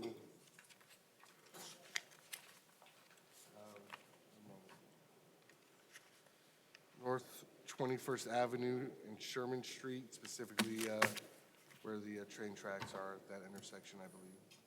All right, so Mr. Bagby, if you want to resolve this case today, then the state's offer to you would be a withhold of adjudication plus court costs, and there would be a no return order to the location this allegedly occurred at. Do you understand that? What, say it again, ma'am? It would be a withhold of adjudication plus court costs, and there would be a no What was return, the first thing? and there would be a no return order. I'm sorry, what was that? What was the first thing you get notice of what? The withhold of adjudication? Is What does that mean? That means that there won't be a conviction on your record. Well, may I explain about the trespass thing? Well, I don't want, today's not about the facts of the case, Okay. so I'm just addressing bond and release conditions, but if you want to resolve the case today, Yes, then. yes, I do. Okay, all right, then that's fine. Okay, so Mr. Bagby, I'm gonna ask you a few questions before we're done, okay? Okay. All right, to begin, will you please raise your right hand? Do you swear or affirm to tell the truth? Yes, yes, ma'am. Thank you, and now you can go ahead and put your hand down. And Mr. Bagby, do you understand everything we've discussed so far this morning? What now? Do you understand everything we've discussed so far this morning? Yes, ma'am. Is anyone forcing you to resolve this case? No. Are you under the influence of drugs or alcohol? No, ma'am. Do you need any more time to speak with your attorney? I guess not. Okay. Do you understand that you have the right to trial, but you are waiving that right by taking a plea today? Yes, ma'am. Okay. Have you ever been treated for a mental or emotional illness? No. All right. Okay. And do you understand if you are not a U.S. citizen, Taking a plea today will subject you to deportation or other immigration changes. I'm a U.S. citizen. Okay? And Mr. Bagby, what plea do you wish to enter? Guilty or no contest? No contest. All right, I accept your plea and find that it is freely and voluntarily given. As we discussed, your sentence will be a withhold of adjudication plus court costs and the no return order that we discussed. And you understand that? Yes, ma'am. All right, thank you. How much is that supposed to be? The court costs on this case are what, $293? They're $293, and I will give you 6 months to pay them. Is that enough time for you? Yes, ma'am. Okay, all right, good luck to you, Mr. Bagby. Thank you. Are you guys ready for this case to be recalled? Okay. All right, let's go back to Mr. Shakumbi's case on page 17.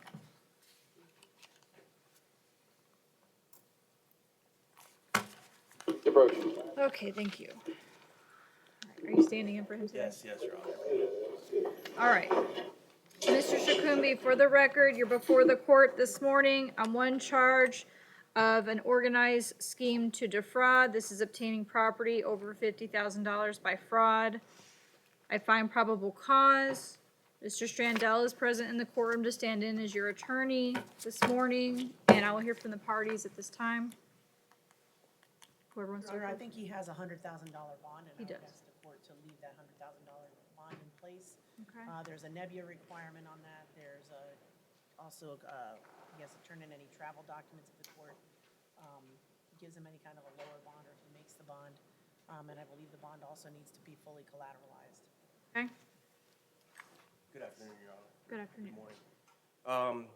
Mr. Shakumbi came back from Nigeria knowing that that he had an active sealed warrant. They were trying to arrange the in-court surrender or the surrender with the prosecutor. It's not a flight risk. He came back knowing this was active. He came back from Nigeria to the United States knowing he had an active sealed warrant for $100,000. Both co-defendants received originally $100,000, were reduced to $35,000. The division judge? Yes, Judge Weeks kept the Nebia intact, Okay. but reduced both to $35,000. Mr. Gottlieb has respectfully requested, Your Honor, to do the same as Judge Weeks with the $35,000 with the Nebia, since that's already in place for the co-defendants, and they were placed on pretrial release as well. So in cases like these where there's going to be a Nebia requirement, my understanding is there's going to have to be a hearing with the division judge anyway to address that issue. Based on what's happened with the other two co-defendants, I assume the same thing is going to happen in this case. So what I would prefer to do is I will leave the bond as it has been set with the special conditions, since he's going to have this hearing anyway with Judge Weeks. And then she'll be able to address whatever issues were addressed in the other case as well as this one, and everyone can work together to get that resolved that way. Understood. Is it possible to set this down in front of Judge Weeks' division Monday? So I don't have the ability to do that because I don't have any idea what her calendar Understood, is. understood. But I know that she's probably in her office right now, so you can certainly go over there and see. Understood. And get it set as quickly as possible. I'm sure she'll make herself available. And I'll advise Mr. Gottlieb to. That's fine. So, Mr. Shakumbi, I'm gonna leave the bond in place at $100,000 with the special conditions that have already been set by the judge. And as you've heard me say to your attorney, they'll be able to address that with the division judge shortly. Good luck to you, sir. All right, Thank you, Mr. Strandell, thank you. Thank you both.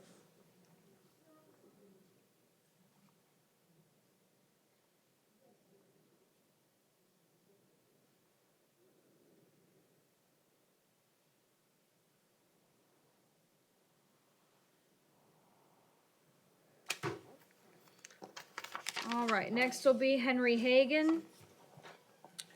Judge, Mr. Hagan's at North Broward. I spoke to him earlier, and he is interested in resolving this case if the court is so inclined. Okay, good morning, Mr. Hagan. Good morning. Mr. Hagan, you're before the court this morning on one charge of trespassing on an occupied structure or conveyance. I find probable cause, and Mr. Linder, does the state have an offer for Mr. Hagan? Yes, the offer would be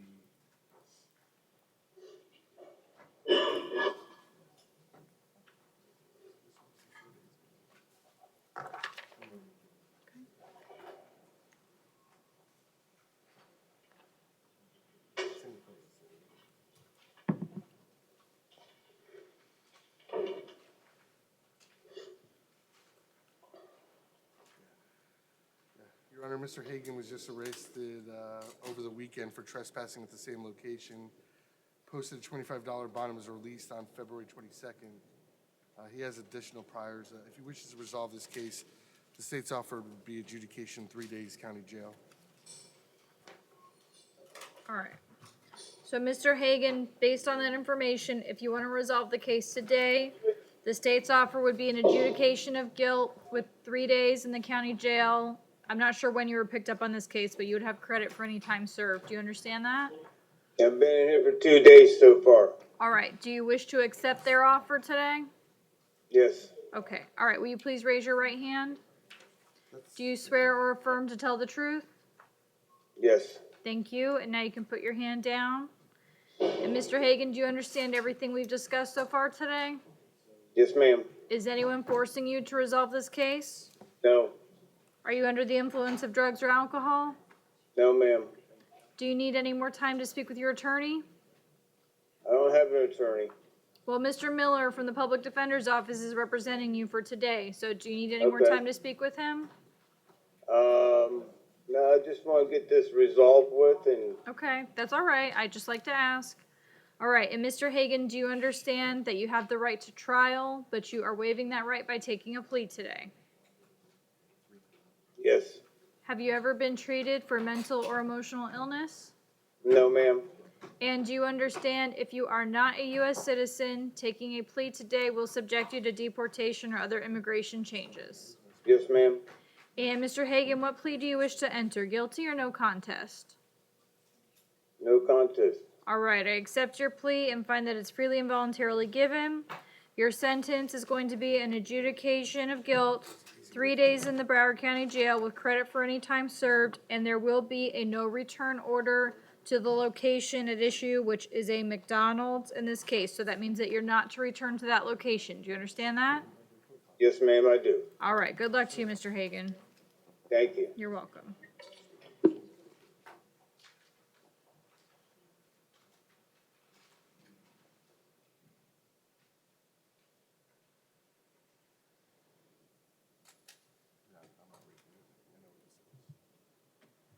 Next will be Edward Smith.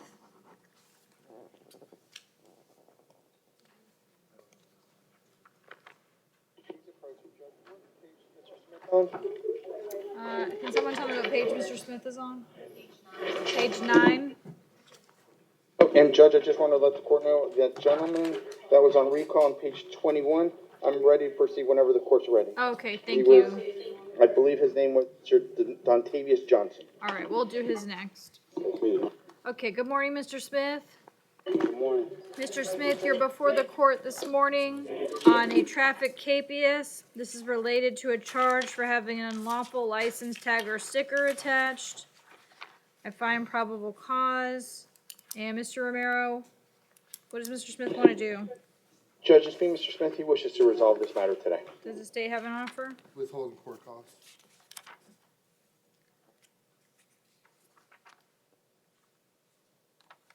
He wishes to accept the state's offer, Judge. All right, Mr. Smith, will you please raise your right hand? Do you swear or affirm to tell the truth? Yes. Thank you, and now you can put your hand down. Mr. Smith, do you understand everything we've discussed so far this morning? Yes. Is anyone forcing you to resolve this case? No. Are you under the influence of drugs or alcohol? No. Do you need any more time to speak with your attorney? No. Do you understand that you have the right to trial, but you are waiving that right by taking a plea today? Yes. Have you ever been treated for mental or emotional illness? No. And do you understand if you are not a U.S. citizen, taking a plea today will subject you to deportation or other immigration changes? Yes.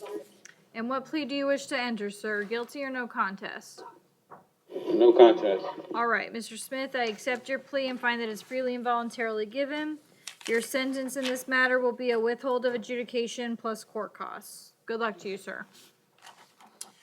Your Honor, I was just in touch with the deputies at Conti. Yes. They have 3 changes of charges. The last 2 pages of the docket, wondering if you could take them out of turn. All right, let me address this next case, and then I'll go to theirs. Thank you. All right, let's take Dontavius Johnson. Mr. Johnson, come on up, please. Good morning, Mr. Johnson. Good morning. Mr. Johnson, you're before the court this morning on 2 charges. Count 1, burglary of an occupied dwelling unarmed.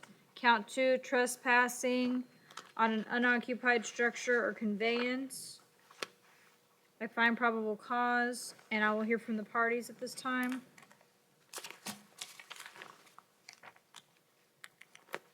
Your Honor, state is requesting a $15,000 bond, pretrial release of the GPS monitor, no victim contact, no return.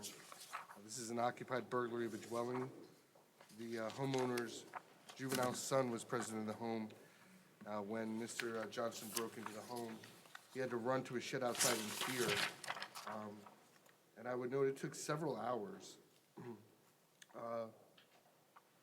before he was eventually taken into custody. I believe he was still in the home at that time. I would note as a juvenile, he has priors for robbery with a firearm.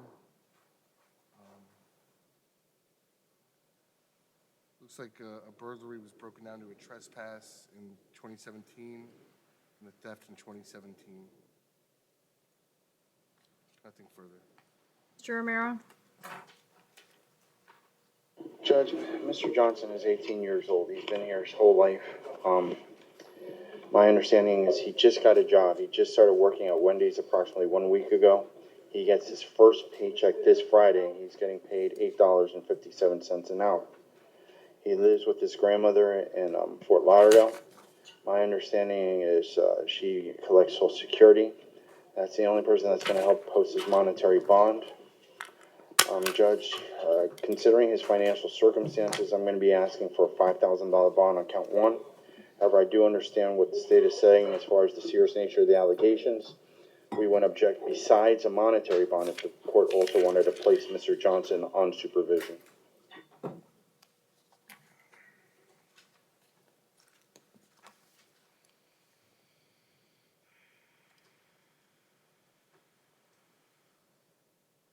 His bond's going to be set on count 1 at $10,000.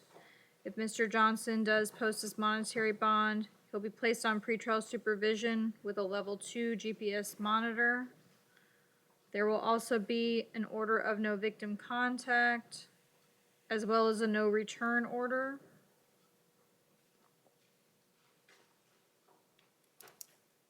Mr. Johnson, so that you understand those orders, the no return order means that you're not to return to the location this allegedly occurred at. With regard to the no victim contact order, whether you know the alleged victim or not, so that you understand, that means no being in the same place at the same time as this person. That includes no phone calls or text messages to this person, and no third-party contact or social media contact with this person. Do you understand that? Yes, ma'am. Thank you.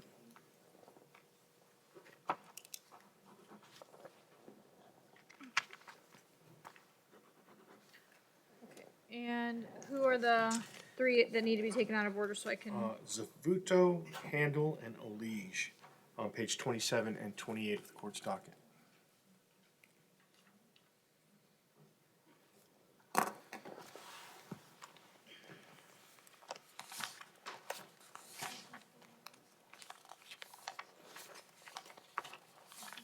Yes. Zavuto, Olige, and Handel. Remember the last? They're the last ones on the docket. Yeah. So, Mr. Zavuto, Judge, it's a change of charge from a 3rd-degree burglary to a 1st-degree burglary based on the amount of damage. Is he joining us? Yeah, I just spoke to him a moment ago. All right, so let's wait for him to get here. Gerald Zafuto at Conti.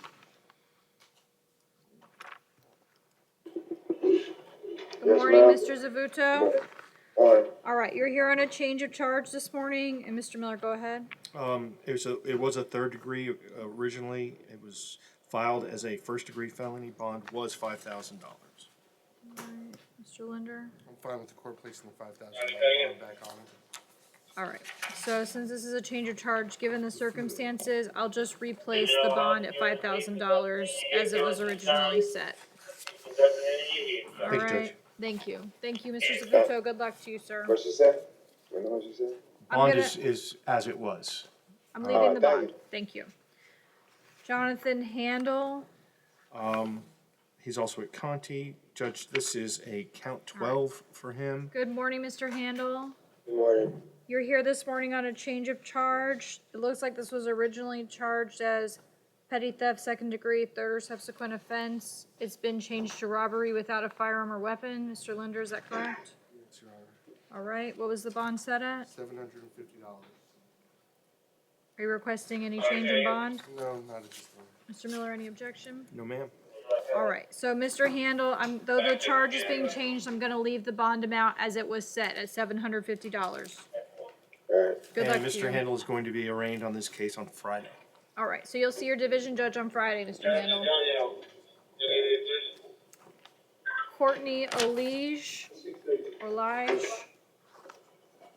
Good morning, Your Honor. Good morning, Mr. Olige. You're here this morning on a change of charge. And I just want to confirm this is correct. It was originally burglary of an occupied dwelling unarmed.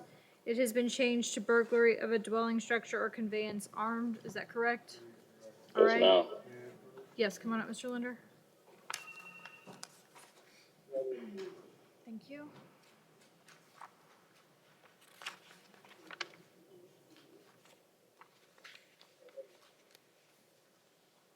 Can I write on this? It's you, it's yours.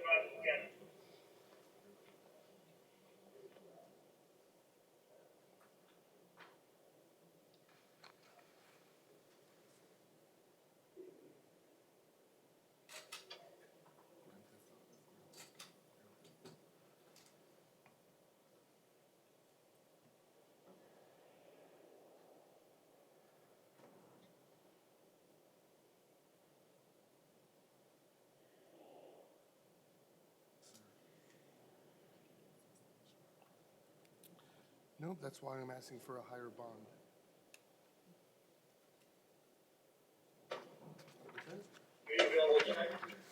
Okay.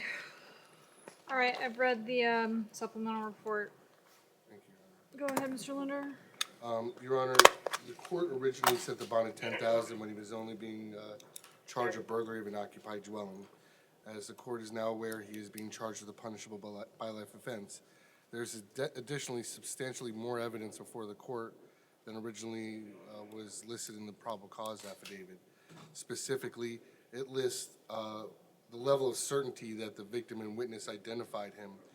The victim with 100% certainty, the witness with 95% certainty. Also, it's noted that the victim gave chase to Mr. Oleg and the other co-arrestee when they left his residence, which does provide evidence that the victim had more opportunity to witness and observe the defendant. Your Honor, also, in addition to all the evidence, I would note what is included in this report is at least one of Mr. Oleg's jail calls, which he, it could be argued, makes an admission to his involvement in the burglary, as he makes mention of that there was supposed to be a driver that was supposed to pick him up down the street, which would seem to go hand in hand with the allegations that are mentioned about that they were picked up in a vehicle or attempted to be picked up in a vehicle at some point while they ran from the residence. Your Honor, I'm going to be asking for a $50,000 bond, pretrial release of the GPS monitor level 1. One, based on this charge and these allegations, but also, as you can see, Judge, he has got a Dade County hold. And if you look at first glance, it would just show for a burglary. But I want to advise the court of all of the pending juvenile matters in Dade County that he is out on conditional release. Attempted burglary,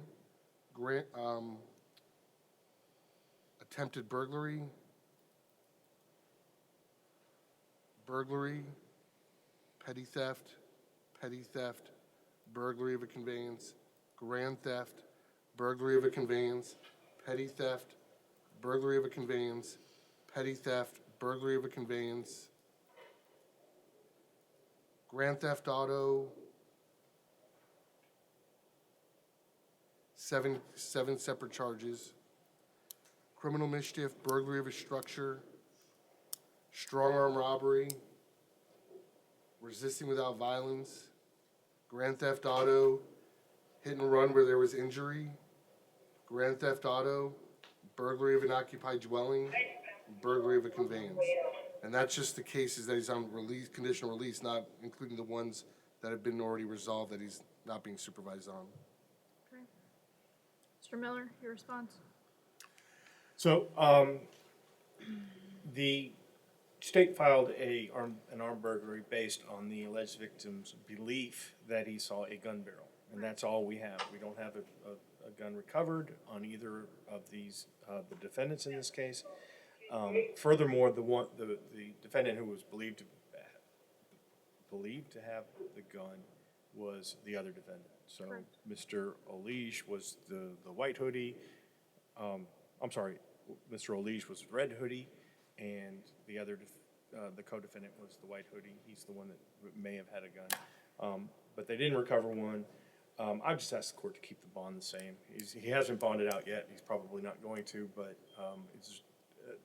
there's really no change in the circumstances, and the state's going to have a hard time proving that this was an armed burglary anyway.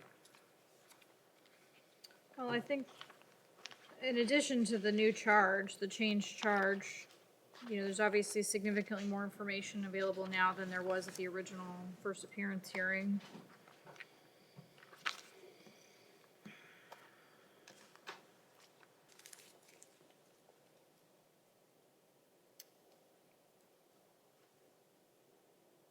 Did I have any, Judge, the bond was Pretrial- 10,000, I'm sorry. right, I understand the bond was 10,000. Were there any other conditions of release? All right. Okay, so what I'm going to do at this time on the change charges, I will increase the bond to $25,000. And if Mr. Olige does post that monetary bond, he will be placed on pretrial supervision with a level 2 GPS monitor. I probably already said this at the other hearing, but I'm gonna say it again. There will be an order of no return as well as no victim contact. Mr. Olige, just as a reminder on the no return and no contact orders, that means no going back to the location this allegedly occurred at. With regard to the no victim contact order, whether you know the alleged victim or not, just understand the no contact order means no being in the same place at the same time as this person. The no contact order also includes no phone calls or text messages to that person and no third-party contact or social media contact with that person. Do you understand that, sir? Yes, Your Honor. All right, thank you. Good luck to you. Thank you for taking those guys out of turn, Judge. Okay, let's go back to our regular list. Next up will be Daryl Holland.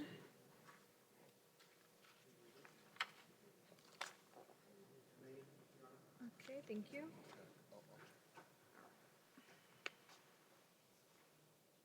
Judge, I've been advised he bonded. Okay, thank you.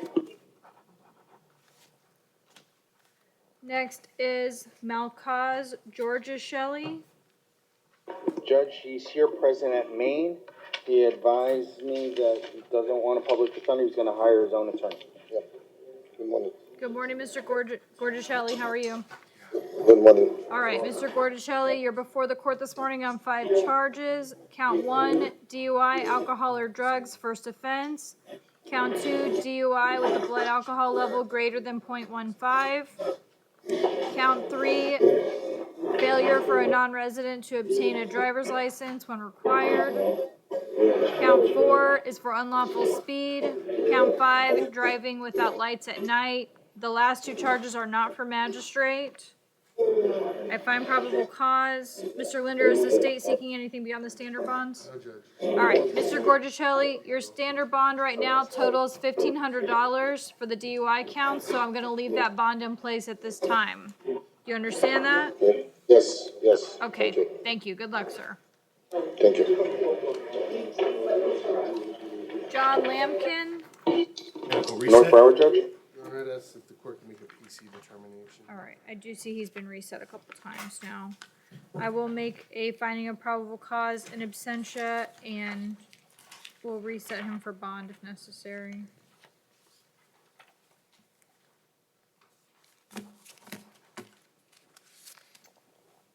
Michael Finn.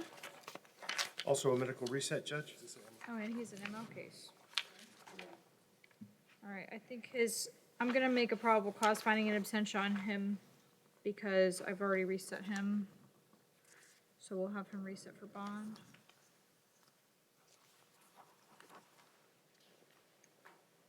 Cameron Hobdy. Main jail.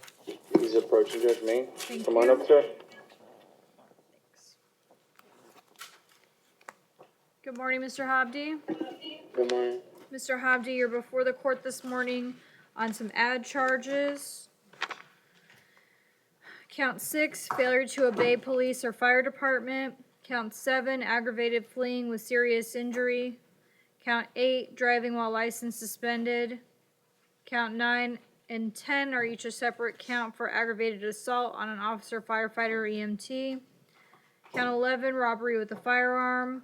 12, carjacking with a firearm or weapon. 13, resisting an officer, obstructing with violence. 14, resisting an officer, obstructing without violence. I find probable cause for these charges, and I'll hear from the parties at this time.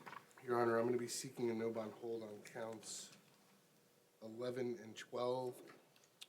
Upon finding a proof evident or presumption grade on each, you may recall you had a robbery firearm charge of Mr. Hobdy. I think it was the end of last week. same allegations by the victim in this case, or victims in this case. He was using a shirt to try to hide the firearm. When he was eventually captured, not only was he wearing the same clothing as the description given by the victims, but both the shirts he was wearing that he was using to mask the gun were located in the vehicle. I would note he was found driving the stolen vehicle that was part of the carjacking, and I would also note his fleeing from law enforcement would show a consciousness of guilt. So I would ask the court to rule on those two charges first, and I'd ask if we could address the other charges after that. Mr. Miller, defense's response. Judge, other than the court finding proof evident presumption great based solely on a hearsay document, I have nothing to add to the conversation. All right. I have reviewed the probable cause affidavit in this case, which is quite lengthy. In light of the information provided, at this time, the court is going to make a preliminary finding of proof evident presumption great in order that Mr. Habdi be held no bond on counts 11 and 12. That will be without prejudice for him to have the appropriate Arthur hearing before his division judge. At this time, we'll address bond recommendations on the remaining charges. Your Honor, first I would note on, I'm sorry, I should have mentioned this earlier, charge 7, Yes. reviewing just what the officer, the charge he put on his arrest affidavit, and just the allegations. I think it's supposed to be aggravated fleeing with property damage. I don't believe there was any allegation. On of count serious- 7? Yes. I don't believe there was any allegation of serious injury or death. That would make it a second-degree felony. Okay, I do agree with you on that. I'm gonna make that change. So it's going to be aggravated fleeing with damage to property.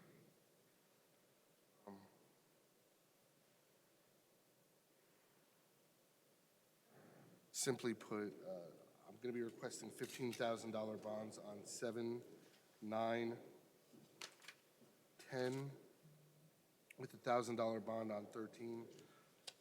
It's obviously very concerning that he fled from law enforcement in the manner that he did, and then went against oncoming traffic to commit an aggravated assault and threatened to law enforcement officers that he would strike their vehicles with his. Romero? Judge, based on the fact that he's being held no bond on another matter, and that the court, having found proof of presumption great and holding him no bond on counts 11 and 12, we're going to be deferring any sort of bond request to be heard in front of his division judge at this time. Okay, that's fine.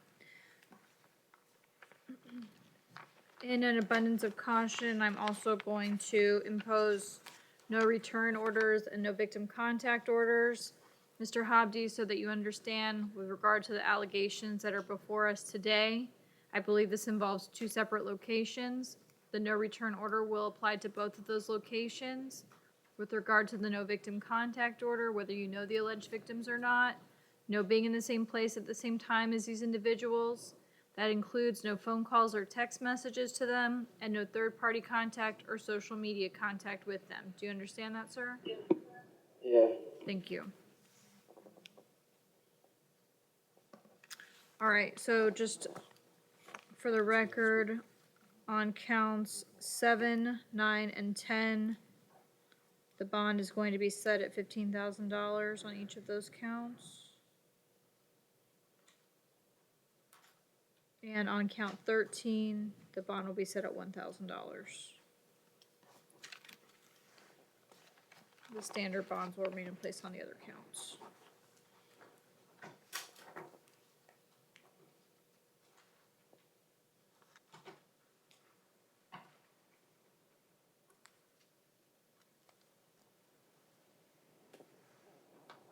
Victor Morales. Mr. Morales, come on up, please.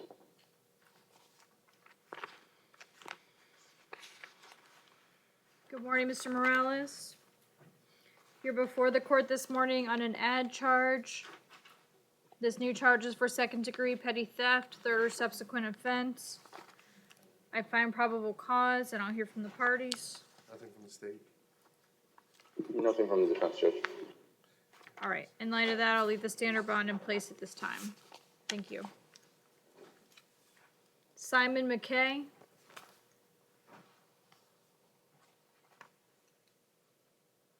Good morning, Mr. McKay. Good morning, ma'am.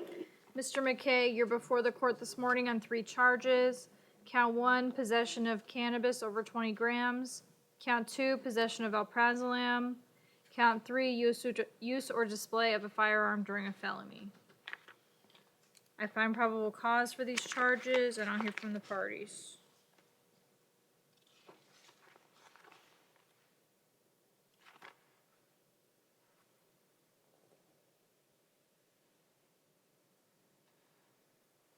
Honor, I'm seeking a $7,500 bond on count 1. I would note that not only is Mr. McKay out on bond right now on a pending felony case for criminal use of personal identification information, grand theft, possession of a false driver's license, unlawful use of false name ID, and resisting without violence.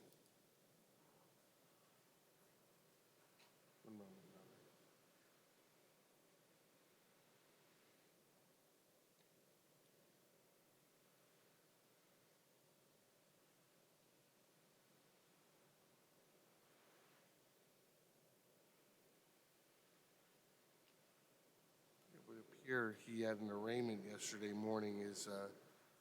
I believe a just written plea of not guilty was provided, Your Honor, but or I don't know, maybe he was brought before the court while he was in custody. But it is concerning. You had an arraignment hearing yesterday on that pending case? Yes, it was already scheduled for yesterday morning at 8:30.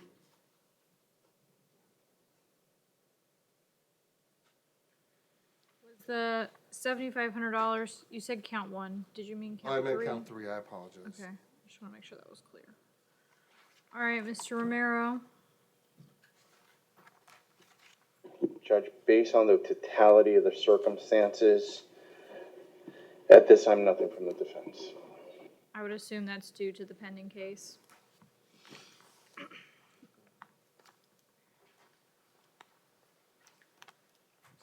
I will leave the standard bonds in place on counts 1 and 2. Count 3, the bond will be set at $7,500. There will also be an order that Mr. McKay possess no weapons, firearms, or ammunition.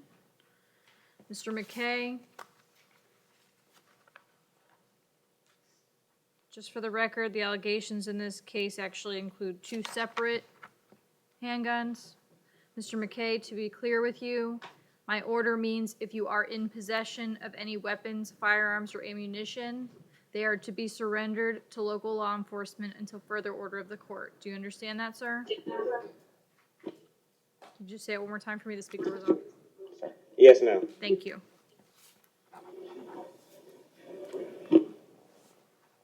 Tavori Herbert.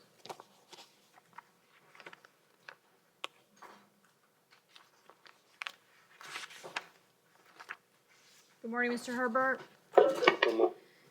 You're before the court this morning on 2 charges. Each is a separate count for burglary of an unoccupied conveyance unarmed. I find probable cause, and I'll hear from the parties.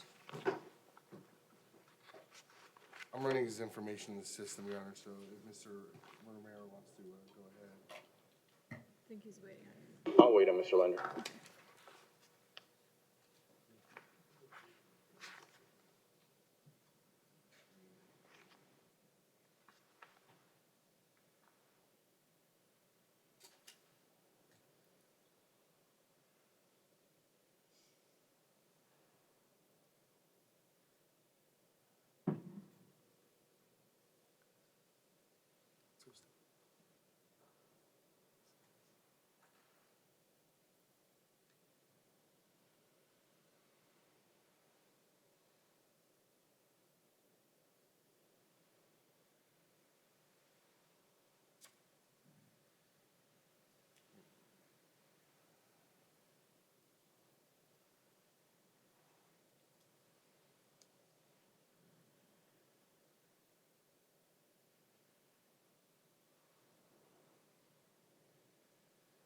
Your Honor, I know that you set the bond on his co-arrestee at $3,500 each.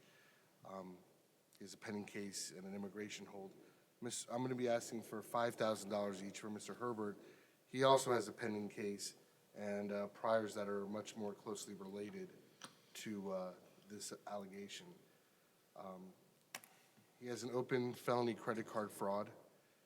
In 2015, he was convicted of 2 separate burglaries of dwellings and 1 grand theft auto and a grand theft. He violated probation in all 3 cases and was sentenced to 364 days in county jail.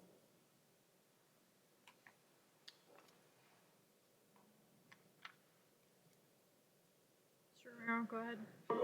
Judge, Mr. Herbert did advise me as far as the case that he's currently out on.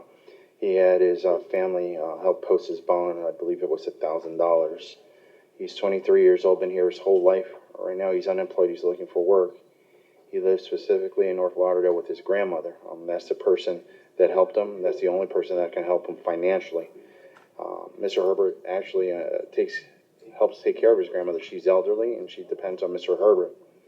What I was going to be asking for, Judge, is the court to consider, these are 2 third-degree felonies.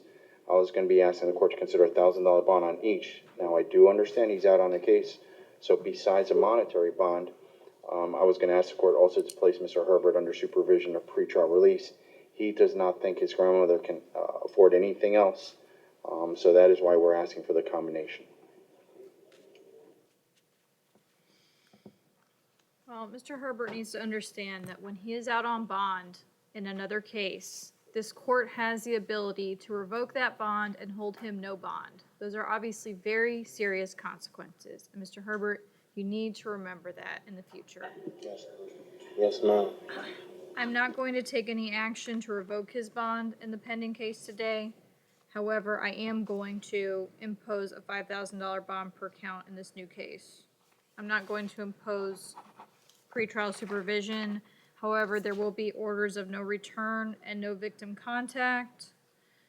Mr. Herbert, so that you understand those orders, that means no going to the location this allegedly occurred at.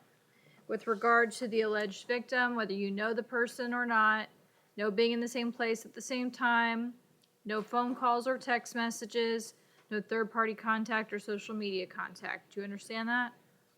Yes, ma'am. Thank you. Judge, would you also sign a phone order? Yes, I will sign a phone order. Reggie Harris. Mr. Harris, come on up, please.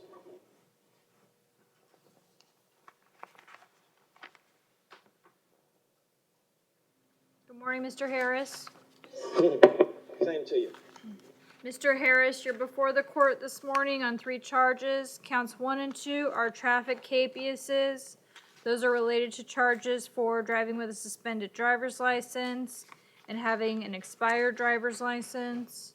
Count 3 is an out-of-county felony hold. That has a no bond hold out of Miami-Dade County. I find probable cause. In light of the no bond hold out of Dade, do the parties wish to be heard on counts 1 and 2? I do, Judge. And speaking, Mr. Harris, the out-of-county hold from date is not a violation of probation, and Mr. Harris wishes to resolve counts 1 and 2, so he's wanting to know if the state has a plea offer for him on 1 and 2 only. Okay. Mr. Linder? One moment. All right.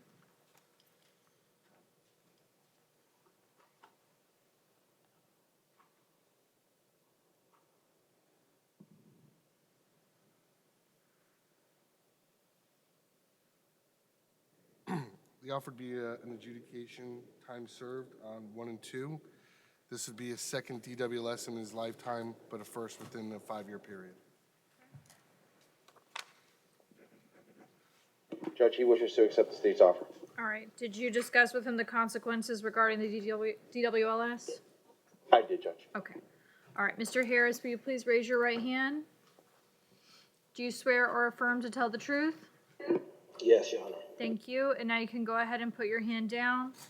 Mr. Harris, do you understand everything that's been discussed here this morning? Partially, ma'am. Because the case in Miami should have been resolved a whole year ago, and the fact that they consistently run me back and forth to court.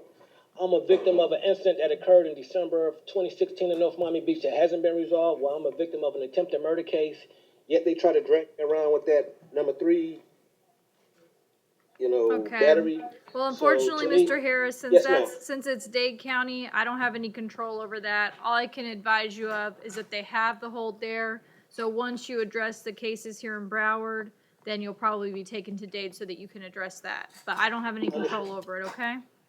Yes, ma'am. All right. So with regard to the Broward cases that you're resolving today, do you understand everything that's been discussed, both with your attorney and here in the courtroom? Yes, ma'am. Okay. All right. Is anyone forcing you to resolve these matters? No, ma'am. Are you under the influence of drugs or alcohol? Not at all, ma'am. All right. Do you need any more time to speak with your attorney? No, ma'am. Okay. Do you understand that you have the right to trial, but you are waiving that right by taking a plea today? Yes, ma'am. Okay. Have you ever been treated for mental or emotional illness? No, ma'am. Okay. And do you understand if you are not a U.S. citizen, taking a plea today will subject you to deportation or other immigration changes? Yes, ma'am. All right. And Mr. Harris, what plea do you wish to enter? Guilty or no contest? No contest. All right. I accept your plea and find that it's freely and voluntarily given. Your sentence as to counts 1 and 2 will be an adjudication of guilt with time served. Good luck to you, sir. Ma'am. Hello. Avery Lawrence? I believe North Broward. Set, you're on? Your Honor, Yes. I don't know if you want to address it now, if Mr. Miller has an issue or not. There really should be no PC on counts 1, 3, 5, and 6. I think it was just a mistake. I have a note on my. It was just a mistake by the officer. I know he's got a no bond hold, so, I mean, however you want to address it, if you want to update those bonds to RORs now or wait. Mr. Miller, does your office represent him? I don't. I can check. What was the question, Judge? Does your office represent Mr. Lawrence?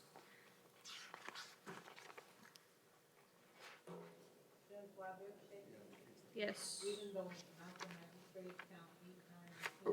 Yes.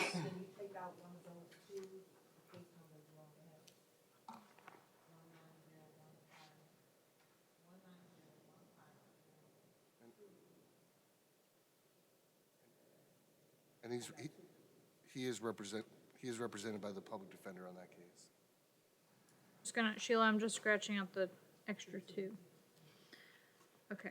So what we're addressing right now is 1, 3, 5, and 6. Those are supposed to be, there's no PC for those. So the only one that's really pending is the false ID given to law enforcement. Is that correct? In addition to his VOPs. I think, yeah. Let me just take a look. You know what? Yes. There's a VOP, but also counts 8, 9, and 10 Yes. are an open case also. Yeah, it's if you look, 7 and 4 have the same case number. I believe he was on probation on that case. 8, 9, and 10 have yet to be resolved.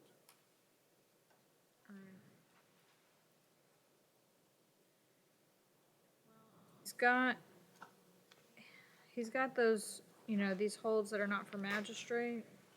7 needs to So- go away too. Actually, Your Honor, Yes. no, one moment. No, 7 stays on because he was placed on probation, but also pretrial. All right. So besides the VOPs that he has, the only new charge is the false ID given to law enforcement. Is that right? Correct. Okay. Mr. Miller, do you have any issue with me proceeding without him since your office represents him? Judge, I would ask the court to appoint us in the new case, All right. which is now a felony. 20002128 CF10A. All right. Sign that And I over. have no objection to the court pursuing that. All right, then I'm going to, as to the false ID given to law enforcement, I'm going to make a finding of probable cause in absentia. I'm just going to update on the other counts. They're going to be RORs. 1, 3, 5, and 6. Correct. So I'm updating those to be RORs on here.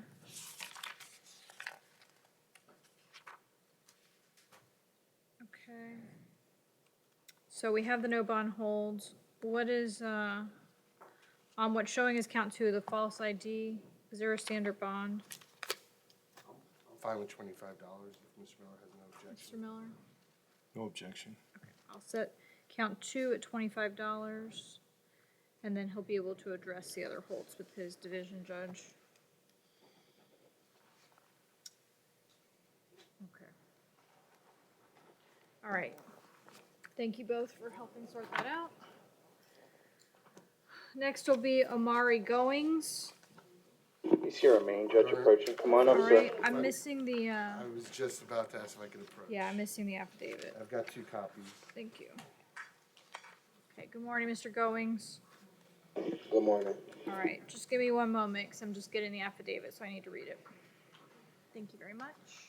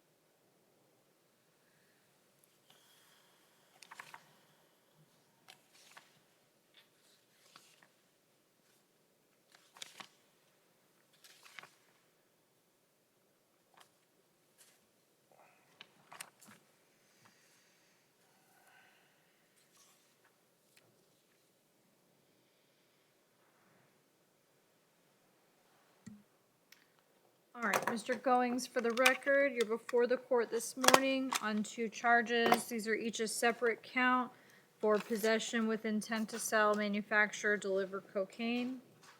I find probable cause for these charges, and I'll hear from the parties at this time.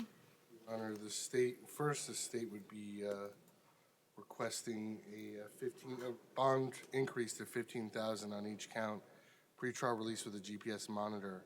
Additionally, it'll be up to the court whether you take action or not, but to sua sponte revoke his bond. But he's currently out on $20,000 worth of bonds for 2 counts of possession of oxycodone with intent to sell or distribute, and 3 counts of possession of cannabis with intent to sell or distribute. Clearly, he posted those bonds like in June of 2019. So it would appear he did not stop actively engaging in drug dealing, Your Honor. What's the case number on that case? That case number is 197569 CF10A.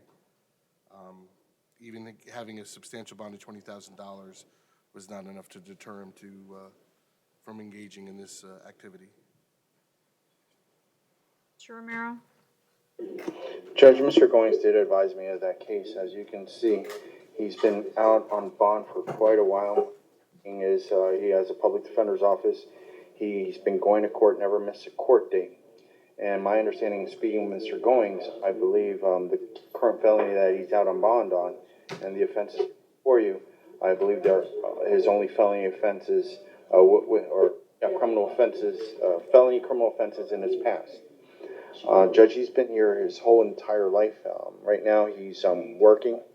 He works for Green Van Line. He's been working for them for about 1 year now, making about $12 an hour. He lives in Plantation with his mother, who has worked for the Broward County School Board as a custodian for almost all her life. She's retired now on Social Security. She was instrumental in posting his monetary bond, along with the mother of his child who he lives with. My understanding is she works at McDonald's. They're both raising their 7-month-old daughter. From what he advised me, almost all their savings, everything went towards paying the bond that he's currently out on. What I was going to ask, Judge, considering their lack of any financial resources, I wasn't going to ask for any bond reduction on the case that's here before you. What I was going to ask you is keep those in place. And because he's currently out on another offense, I was going to ask the court to entertain also placing him on level 2 pretrial besides the monetary component. Like I said, he has very strong ties. He's a graduate from Plantation High School class of 2017.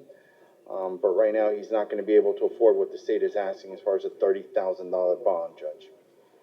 Your Honor, I would just note, based on what Mr. Romero just told us, we now know that 2 people very close to Mr. Goings spent their life savings to get him out of custody, and he couldn't even go a few months without continuing to commit criminal activity.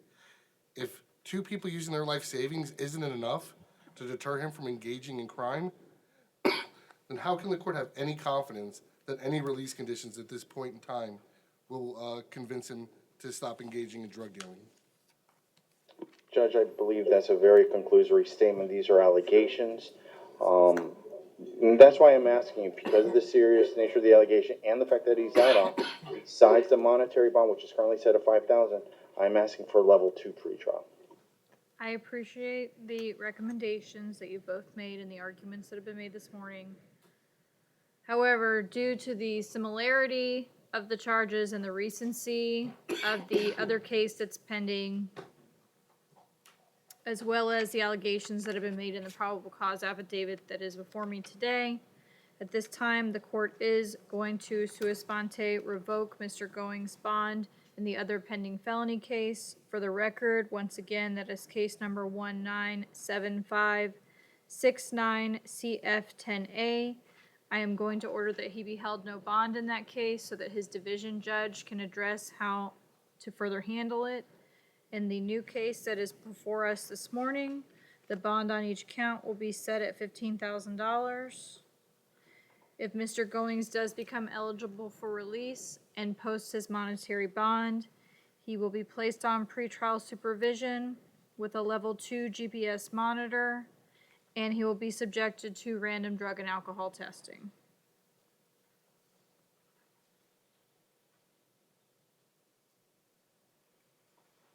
Good luck to you, Mr. Goings.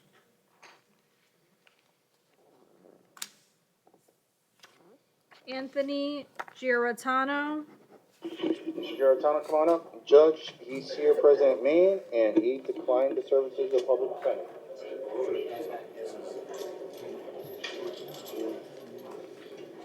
Good morning, Mr. Giarratano. Good morning, Your Honor. Sir, Can you hear me? Yes, I can hear you. Okay. You're before the court this morning on one charge of aggravated battery on a person 65 years of age or older.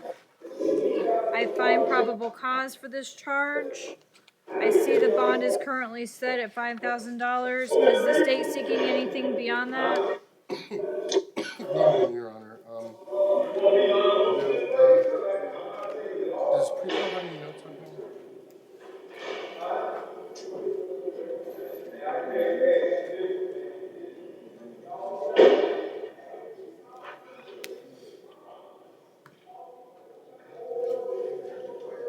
Yes. Your Honor, and we've been advised he has no history, and I know Judge Tobin Singer said a $5,000 bond, but frankly, I don't believe that is a high enough bond in this situation. I see Mr. Giarratano's age, I also note the victim's age. The level of violence is what concerns me. Mr. Giarratano, with no provocation, tracked the victim to the Publix parking lot. He laid in wait for him, and then he, with premeditation, attacked him with a tire iron. This was witnessed by individuals, and it was captured on video surveillance. So I feel confident in repeating these allegations that there is evidence that this is what happened. So I would be requesting a $10,000 bond, no victim contact.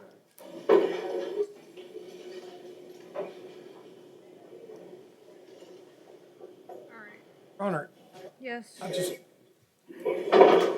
curious, because the court never changes the bonds downward for bonds that were set by another judge. Why are we now asking the court to I raise it? don't have the ability to lower bonds that have been set by other judges, but Right. I can certainly increase them. All right. All right, I did review the probable cause affidavit in this case. Based on the level of violence, I will increase the bond to $7,500. There is going to be an order of no victim contact. Mr. Giarratano, I don't know if you know the alleged victim in this case or not, but so that you understand the no contact order, whether you do know this person or not, that means no being in the same place at the same time as this person. That also means no phone calls or text messages to this person, and no third-party contact or social media contact with this person. Do you understand that, sir? I do, Your Honor. All right. Thank you very much, Mr. Giarratano. Good luck to you. Thank you.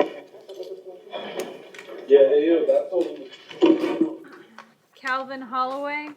Mr. Holloway, come on up, please. Good morning, Mr. Holloway. How you doing, ma'am? I'm well. Mr. Holloway, you're before the court this morning on 3 charges. Count 1, possession with intent to sell, manufacture, or deliver MDMA. Count 2 is violation of community control in a felony case that has a no bond hold. Count 3 is a felony probation violation, which has a no bond hold. I find probable cause for these charges. I do note, Mr. Holloway, you're going to have a hearing with your division judge tomorrow morning to address the VOP. In light of that, do the parties wish to be heard on count 1? No, Judge. All right, I'll leave that bond in place. Thank you. Judge, for the record, Mr. Spencer indicated that he's hiring Hugo Apolanis. Oh, is that on the next case? That is correct, Judge. The next He's case. here at Maine, and he declined the service as a public defender. Okay. However, All right, yes. Mr. Apolanis has advised that he has not been retained on this case, but he is aware that the defendant will be in court tomorrow. Okay, all right. Is he at Maine? Okay.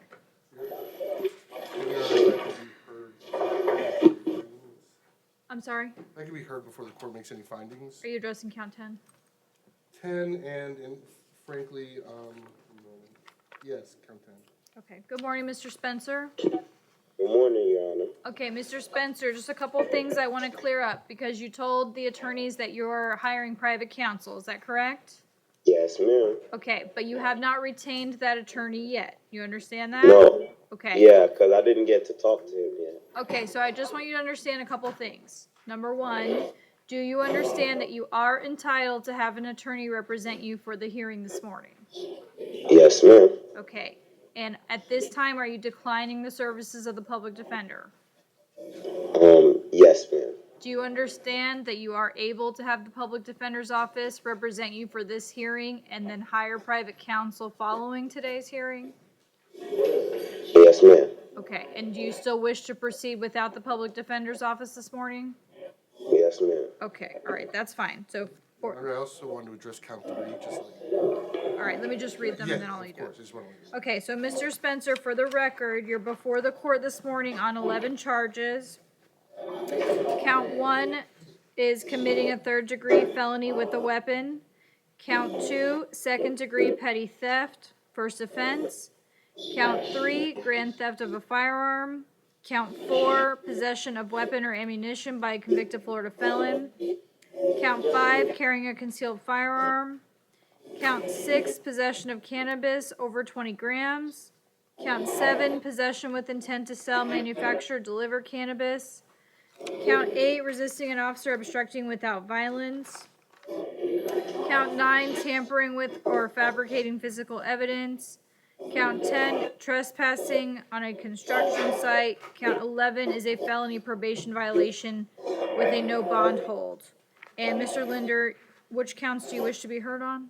3 and 10. 3 and 10. Okay, that's the grand theft of firearm Yes, Your and Honor. the trespass. Considering the firearm was reported stolen in 2017, Yes. I'll concede at this point in time with the evidence we have or don't have, Correct. that there should be no probable cause found in an ROR in that count. All right. And obviously on count 10, as Your Honor has clearly caught, there's no mention of any construction site, so I'm fine with Correct. the OPC and ROR in that count. Okay. Based on the totality of the circumstances, Your Honor, in count 1, already has a $3,500 bond on it. Yes. I would be requesting a $1,500 bond on count 4. 1,500 on count 4. Yes, ma'am. All right.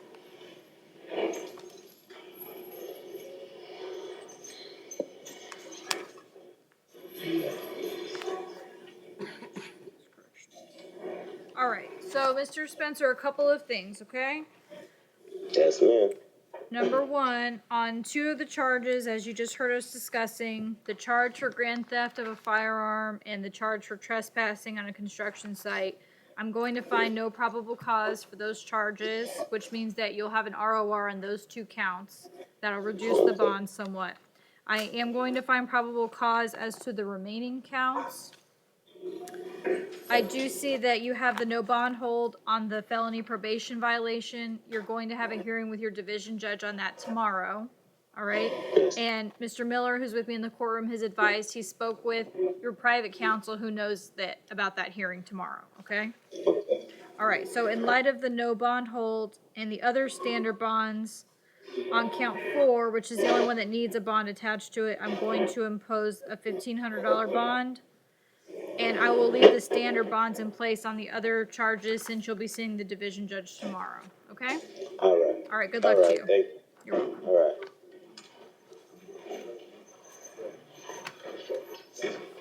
Okay, next will be Zachary Chapman. Mr. Chapman, come on up, please. He's approaching, Judge. Thank you. Good morning, Mr. Chapman. I just noticed on the PM docket, he has ad charges, so I don't know if maybe, He has It ad makes- charges on the PM docket. yeah, it makes more sense maybe to just reset these to the PM and deal with everything at one time. I don't suppose we have any paperwork to deal with the ad charges now, do we? I could give you a copy. I have the PC. We just don't have the findings. We don't have the findings. All right, It's of similar type charges also. okay. I know, Judge? Yeah, if- go ahead. if, and I have, Mr. Linder, if there's ad charges and we don't have all the paperwork, then I don't think it's a detriment at this time just to reset this for this afternoon so we could do it all at once. okay, that's fine. So, Mr. Chapman, you'll come back for this afternoon's docket, and then I'll be able to address everything all together, okay? All right, so we'll do it that way, just so we have everything together. All right, ladies, this one's gonna be reset to the afternoon with the other stuff. Thank you. Next will be Malik Hope. Mr. Hope is approaching, Judge Main. Thank Come on up, you. sir.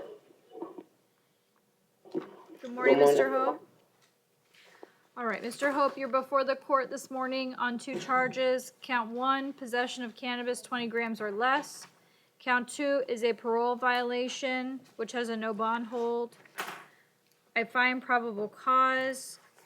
Mr. Hope, since you have the parole violation, that means that you'll have to go before the parole board in order to address that matter. Do the parties wish to be heard on count 1? Not at this time, Judge. All right, I'll leave the $100 bond in place on that charge. Good luck to you, sir.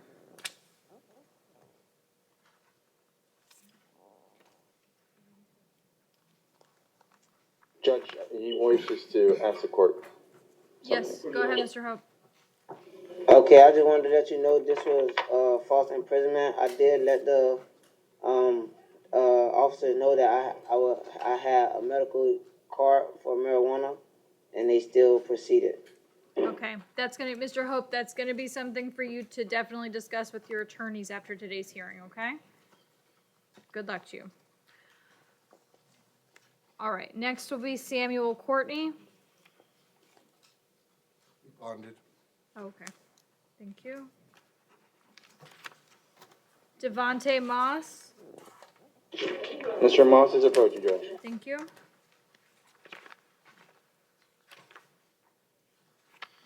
Good morning, Mr. Moss. Good morning. Mr. Moss, you're before the court this morning on 2 charges. Count 1, possession of heroin. Count 2, possession or use of drug paraphernalia. I find probable cause for these charges, and I'll hear from the parties. Judge, I'm gonna be requesting pretrial C if the state has an objection before I proceed. I have no objection with random testing, Your Honor. All right. So I will ROR Mr. Moss on count 1. Mr. Moss, you're going to be placed on pretrial supervision and subjected to random drug and alcohol testing.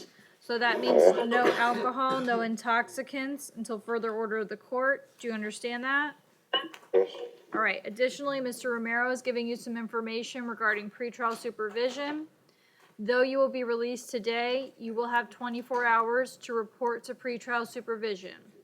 If you fail to report to them, as I've instructed you to do, a warrant will be issued for your arrest. Do you understand that? Yes, yes, ma'am. All right. Thank you very much. Good luck to you. Christopher Battle. With Robert Judge, I have an argument to make as to count 1. Oh, okay. Mr. Battle, your bond has been posted, is what I'm being told by confinement. Since I have you here, I'm just going to read the charges. There are 4 charges here. Count 1, carrying a concealed firearm. Count 2, possession of oxycodone. Count 3, operating without a valid driver's license. 4 is illegal tint, but that is not for magistrate. Since your bond has been posted, I'm going to make a finding of probable cause, and you'll be processed for release today. Okay, can I say something? Well, Mr. Battle, I'm not going to talk about the facts of the case at all today. Yeah, okay? I understand that. It's really about what you just read out to me because you said I have possession of firearm in the. I understand, but listen to what I'm saying. I wasn't to you. arrested with Hold anything. on, Mr. Battle. Just listen to what I'm saying to you. Your bond was already posted, which means you're going to be released today. If you want to contest the charges, then I would advise you to speak to your attorneys after today's hearing and give them any information that they need so that they can proceed with that. You understand? They didn't let my original attorney in. He came from Orlando 3 hours ago at 7 o'clock. Yes. Yesterday, and he came to the Pompano jailhouse. Yes. And they basically didn't do a memorandum right or nothing like that, so they had to make me leave there, and they brought me to the main jail. And he waited for me there. Mm-hmm. They still didn't get my booking right, and now I'm here. You see what I'm in? I'm in a psych suit. Well, you're like going, I'm suicidal Mr. Battle, or something. I got Mr. 5 Battle, kids Mr. and a Battle, wife at the house. Mr. Battle, hang tight, okay? Listen to me. You're going to be released today. Your bond was already posted, so when you get out, you'll be able to talk to your attorney about it, all right? Good luck to you. Johnny Soto. Main jail.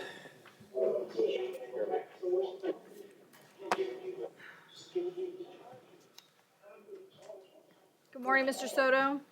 Good morning, ma'am. You're before the court this morning on 5 charges. Count 1, resisting an officer obstructing without violence. Counts 2, 3, 4, and 5 are each a separate count for a felony probation violation, which have no bond holds. I find probable cause. Mr. Soto, I see you have a hearing with your division judge tomorrow morning to address the VOP issue. In light of that, do the parties wish to be heard on count 1? No, Judge. All right, I will leave that bond in place. Thank you, good luck.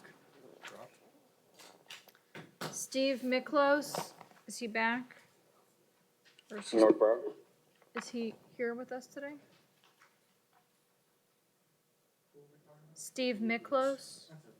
Set, Judge? Okay, and I've already made a probable cause finding in his case, so we're just waiting on bond. All right. Taylor Wesson? Also a medical reset. Okay, and I did make a PC finding already in his case. Radcliffe Barnett. North Broward. North Broward, Your Honor. Thank you, Deputy. Good morning, Mr. Barnett. How you doing, ma'am? God bless, ma'am. I'm well. Mr. Barnett, you're before the court this morning on 2 charges. Count 1 is second-degree petty theft, third or subsequent offense. 2 is a felony probation violation with a no bond hold. I find probable cause, and Mr. Barnett, I do see you're going to have a hearing. If you didn't already have it, you're going to be having a hearing with your division judge to address the VOP issue. Mr. Miller, do you wish to be heard on count 1? Just ask the court to keep the bond the same. All right, so Mr. Barnett, since you'll be seeing your division judge, I'm gonna leave the standard bond in place on that charge, and you'll be able to address everything at the same time. Good luck to you, sir. Thank you, ma'am. You're welcome. Anthony Malone. North Broward medical reset, Judge. Okay. And I already made a PC finding in his case. Samuel Ross. Thank you.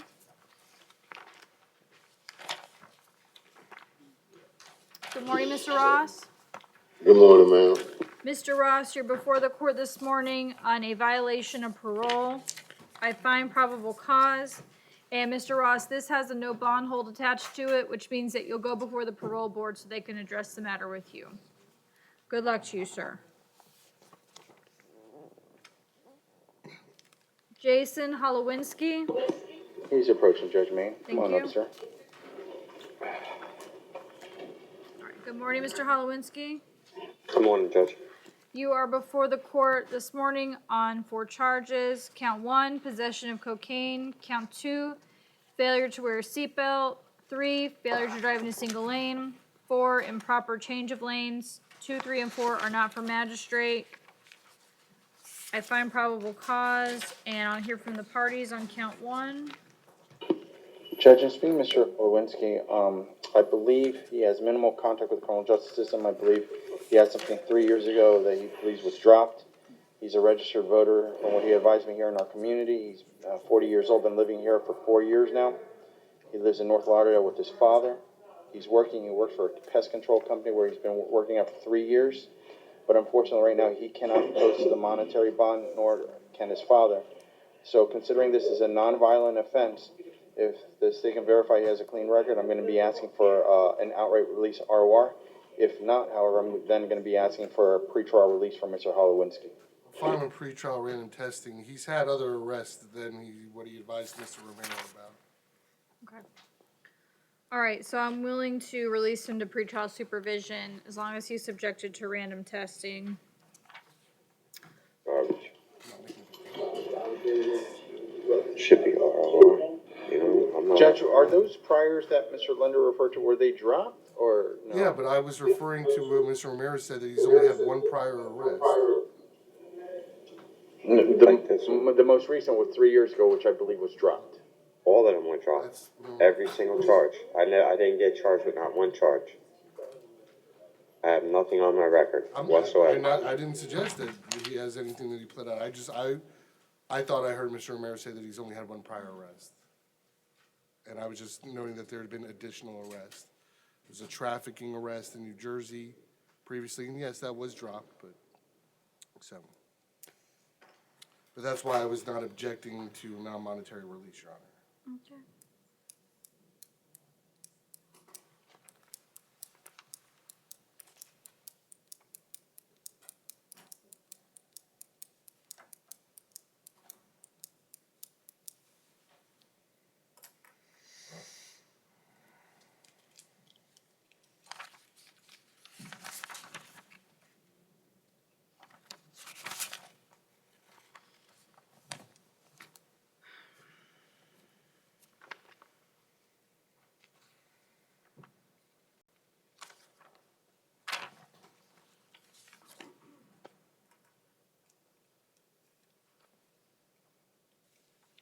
All right, I will, I'm reading the probable cause affidavit, based on the information that's in there, I I don't want to give him a straight ROR, but I will release him to pretrial supervision if he agrees to random testing. So it can be his choice. It's up to you, Mr. Lewinsky. It's a $1,000 bond or pretrial? All right, give it pre-trial. All right. Account one. What, so I can still bond out though for the 100? Mike, please. And not. No, if you order pretrial, no, it's pretrial. Oh, okay. What do you want? You have to make it, and she's listening. So what do you want? No, that's fine. Pre-trial is fine. All right, Mr. Holowinski, so that you understand, as a condition of your release, you will be subjected to random drug and alcohol testing. Do you understand that? Yes. All right, Mr. Romero's given you some information there regarding pretrial supervision.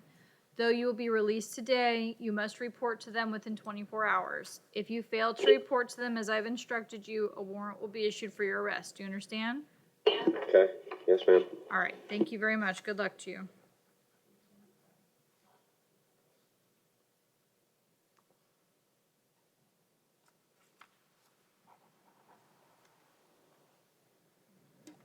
Pedrito Gonzalez. He's approaching Judge Main. Thank you. All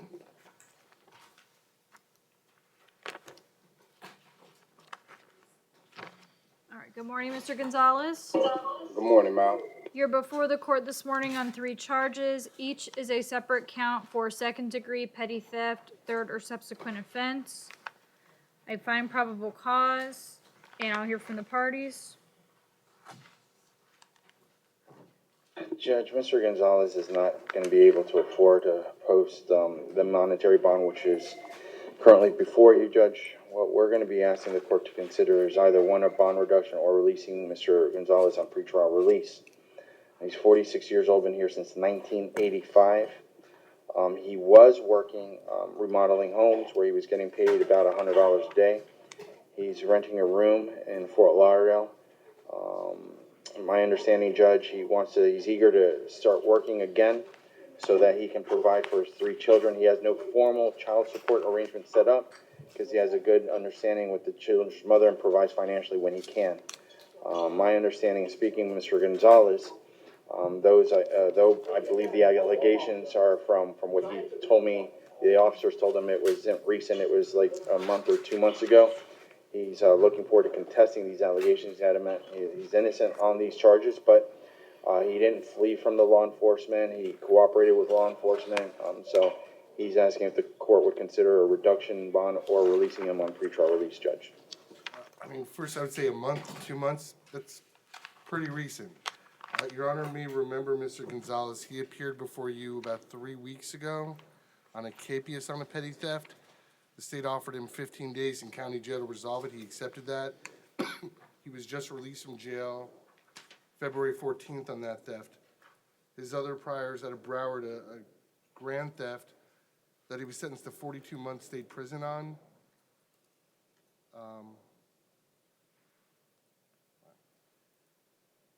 Felony theft and unlawful use of false name ID, 42 months. Theft,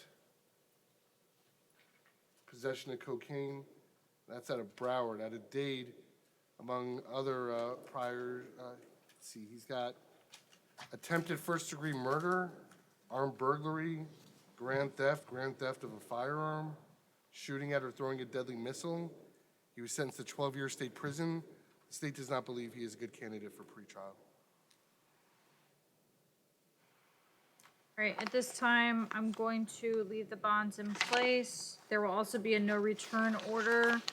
All 3 of these counts are related to the same location, which is the Marshalls at 2660 West Barra Boulevard. So, Mr. Gonzalez, a no return order means that you're not to return to that location. Do you understand that?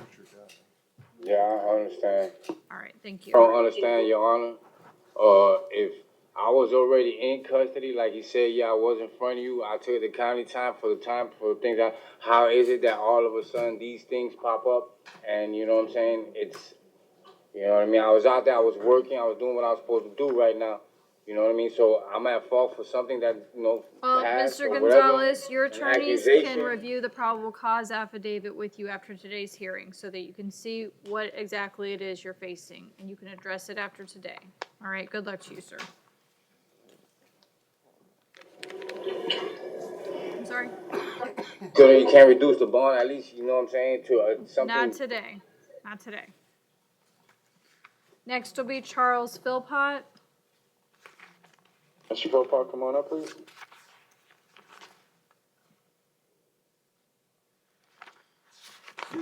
Good morning, Mr. Philpott. Good morning.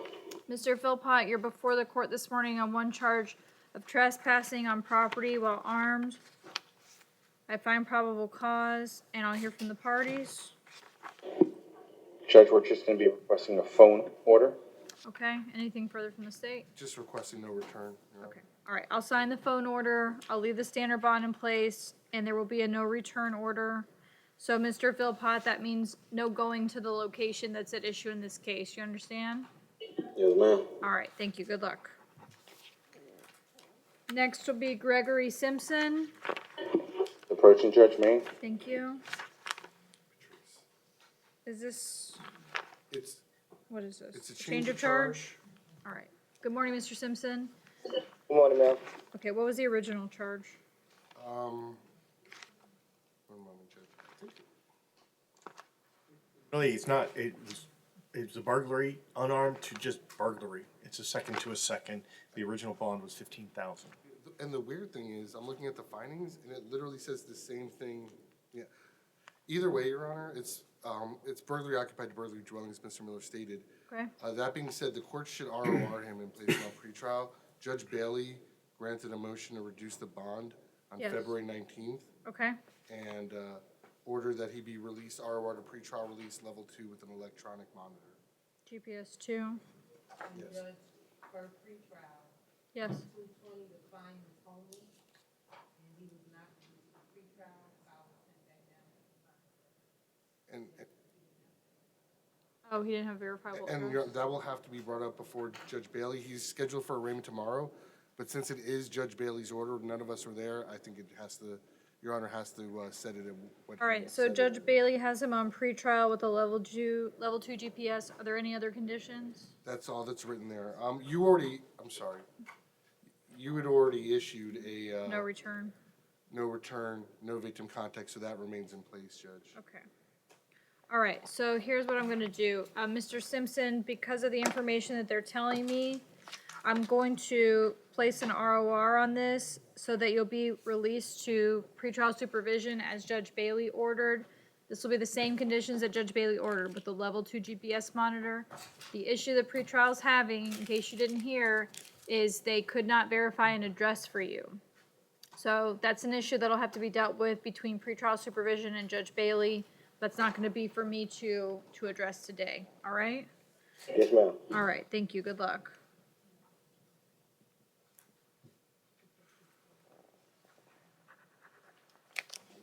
Thank you.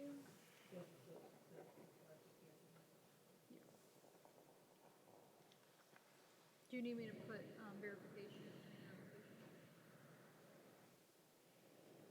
Okay, that brings us to the end of our docket for this morning. It is now 12:15. Are the jails gonna be okay for a 1 o'clock start time? I'm not sure what our docket looks like, so we need to address that.